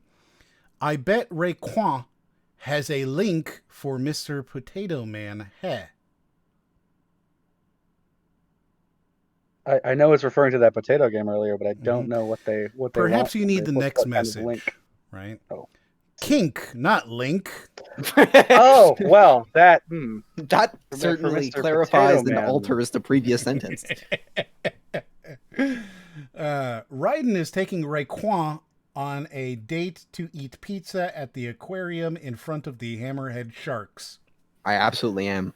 Very romantic. Well, I'm going to have to clear this with M, because last night he was pretty adamant that he wanted to go out with me. So I just kept sending you random images, but if that's all he it takes... He was really adamant about it. So like I got to answer him first before I give you an answer. And it's just like, how do which one of you do I take to the prom? I just don't. I think I'm going to have to take both of you and not tell you, and then switch between the two of you by having two jackets. And I'll get someone to keep you busy. Have you ever listened to Nate Bargatze? I really like stand-up comedy, and he's one of my favorite. And he has this joke where he says, it doesn't matter. But he says something along the lines of, I'm not a very smart man. I'm the kind of guy who buys 2 reversible jackets because one is black and one is blue. No, That's good. You don't get it. It's very No, funny. it's really good. It's really funny. He's super funny. I don't think I like stand up is like one of my bread and butter things that I watch. I don't think I've heard of him. You've never heard of Nate Bargatze? He's huge. I don't think so. Wow. Maybe? Like maybe if I saw his face, I'd know him. Very funny. Very, very funny. How do you spell it? Nate, Nate, Yeah. space. Not like the word space, but like a space. Bravo, Alpha, Romeo, Golf. Yeah. Yeah. Okay, yeah. ATZE. Right. Yeah, it came up. Yeah. Oh yeah, I've never. He's very funny. Super I think funny. I think I might have seen him once. He does look familiar, actually. But very funny. He continues that joke to be like, I went up to the cashiers and I put him down, and they even tried to stop me. They were like, "Are you sure?" And I was like, "Yeah, I think I know what I'm doing here." It's very funny. You'll like him. He's good. Yeah, I mean, it's very hard for me to not like stand-up comedy. Like every genre of stand-up comedy, I've probably watched it. So it's like, yeah, sure, I'll take it. I love more stand-up. Good. Well, now that I know that, I'll actually send you stuff because I watch stand-up all the time. Apparently, RACROX wants to show people his eel. You have issues, dude. The only way I'm going to get out of this is if I buy an eel. And just have an eel as an aquarium, and then it's like, look, I had a real eel the whole time. Why do you want to show? Now, if I recall, you wanted to show your mother your eel. Oh no, no! She saw that when I was a baby, so she's seen that enough. You want to show people your eel in front of your mother. No, I'm good. That just hesitation, man. It was really boy. Something like that. Something like it. See, this is what happens if you're friends with me. Is eventually you'll get to that point where you're just like, sure. Yeah. Well. Well, you're saying sure, fine, but like with this subject matter, I'm like maybe not sure, maybe not fine. Yes, good. When you have a guy make 75% of a video and you unlist it just because you hated it, M really loves his buddy RACROX. Yes, that is especially important at this very moment. You're my favorite flavor of QT. Oh. Some people like a pick-me-up, but I'd rather pick you up. Oh. Thanks. Hey, thanks. M should never start doing stand-up. His jokes never land. Damn, that's a heckle. That is a heckle. All right. What's your crowd work? You gotta work on your crowd shut her work down? to deal with hecklers. They'll land on your head. Ha! I feel like you're losing the room here. If you don't agree with me, I will hurt you. A+. He did it. He's very funny, guys. Very funny. Very, very funny. Why is there a the bunch key to of comedy small... is fear. Why did you post a bunch of small children in my chat? As like, there's a whole bunch of small children in emotes. Who did that? In the chat. Look, you don't see the small children emotes in the chat? In the chat. I think I do. There. Okay. Well, there you go. I think we're all wound up. Everything's cleared up. We've seen a bunch of videos. What was your favorite video of the day? The first one I can remember. I'm trying to remember what we watched before the Fortnite video, and I'm just blanking. So the Fortnite video was your favorite? It was certainly the most. Actually, no. Well, I think the games in front of your parents one was more memorable than the Fortnite one, because I can't remember anything that happened in the Fortnite video. That is what inevitably happens. Yes. Okay. Well, thank you very much for coming. Why don't you tell them where they can find you, RACROX? I mean, I don't know. I'm in lots of places. I'm everywhere and nowhere right now. Like I have my Twitter. What's your Twitter, sneaky idiot? High speed idiocy right now. I was really close. Yeah, and then there's look at that memory. Yeah, right? well, there's the YouTube channel, which is RACROX.